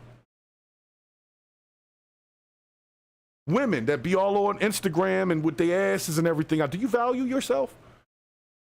If you're not like a professional model, like seriously professional model, not just a chick in the bathroom with the booty cheek over the sink, taking the pictures and all that, do you value your life? I would say you don't.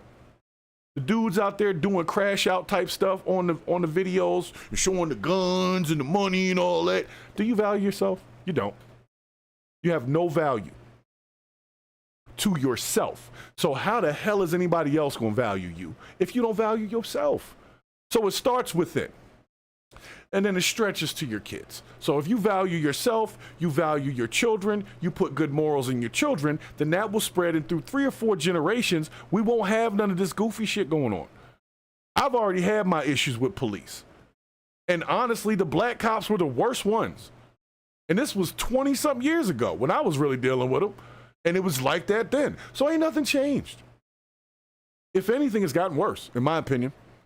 And we use black faces in high places to throw blame around. That's why they had a black judge, black defense attorney, and black defendants. That way you can't even throw in, well, that white judge, that, nope.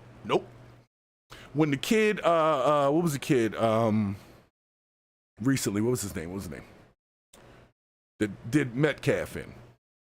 That guy. Carmelo, right? Carmelo had a black judge that reduced his bond. So everybody was like, that black judge only reduced his bond because she's black. Maybe. But does that really matter? If you black, you're human. We all live here, man. We all got to survive this thing, and we only get one chance to do so. So I'm hoping that y'all can take this message with you and just begin to understand, if we don't increase the value that we have in ourselves, we can never increase the value that others see in us. Okay? I'm going to do my shouts. And I'm going to get out of here because I can't do this right now, man. I'm so tired of watching the same thing. Like, honestly, I thought they was going down. I was like, oh, they black too, man. There ain't no way they're going to get away with that. Nope. They were blue when they got to court. Fraternal police order and all of them guys, they came up with the money for their defense. They picked the right defense attorney, and somehow they made that case. I still don't understand how they did it and got 0 charges. I don't. But I'm not a lawyer. I'm just a person living out here looking at the BS. So we're going to go ahead and get out of here. I'm going to give my shouts real quick. I thank you guys for coming in. No reply. Thank you for stopping in. We're going to go check out the new Pope that has been voted in. The conclave is over. They burned the yellow smoke, I think, early this morning, last night, something like that. So we'll see who it is. Now, hopefully it's not like the conclave, the movie, because I'm not going to tell y'all the plot. But if you've seen that movie, you would be like, I hope that's not what the situation is. But anyway. So no reply. Thank you for stopping in. That gong is for you. Al Bond, thank you for stopping in. See who else we got in here. Purple Groovy, of course. Always a pleasure to have you in the chat. And let's see who else gets a special shout. Who was that? Oh, nobody else. Oh, Donald J. Plump stopped in for a second, but he likes to troll through for a moment, see if there's anything about Donald Trump that I'm talking about, and if so, it's always, we get a good conversation out of Donald J. Plump. And Dan, okay, Dan stopped in as well. And that's pretty much everybody for the day. So I'm going to remind you guys one more time, if you're on the live right now and you haven't been getting notifications about the lives, go to the notification button, turn it off, and then turn it back on.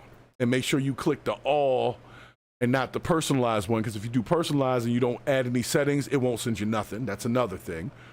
But make sure you toggle it on and off, and make sure you are here for our Saturday show. We are going to get into a really interesting discussion. I'm going to have my nice-ass podcast guys will be on. Brix Bravo will be on here. My man Hev from Big Body Records will be on here. I got Kelly Corinne from the Kelly Corinne Show will be on. So we're going to have a fun time on Saturday. It's a night show, so make sure that you get your little drinks. Could be water, could be whatever. I'm not telling anybody they need to be drunk. And your popcorn, because we're going to get into actually it's going to be more of a black community relations and relationship situation and how we've become numb to this goofiness. We're numb to it. That's what I'm feeling. We can watch people kill black people all day. We don't find no problem with it no more. It used to be a problem 30 years ago. But strange fruit is still hanging from these trees, just in a whole different way. So you guys, I appreciate y'all coming in. I appreciate y'all doing what it is you do. I want you all to make sure that today you go out and you do something positive for somebody other than yourself. Be unselfish on a good Thursday here. And I'm telling you right now, if you're not one of those people, if you're not a good person, if you're a bluffing ass, well, that, my friends, is the bullshit. And I'm out.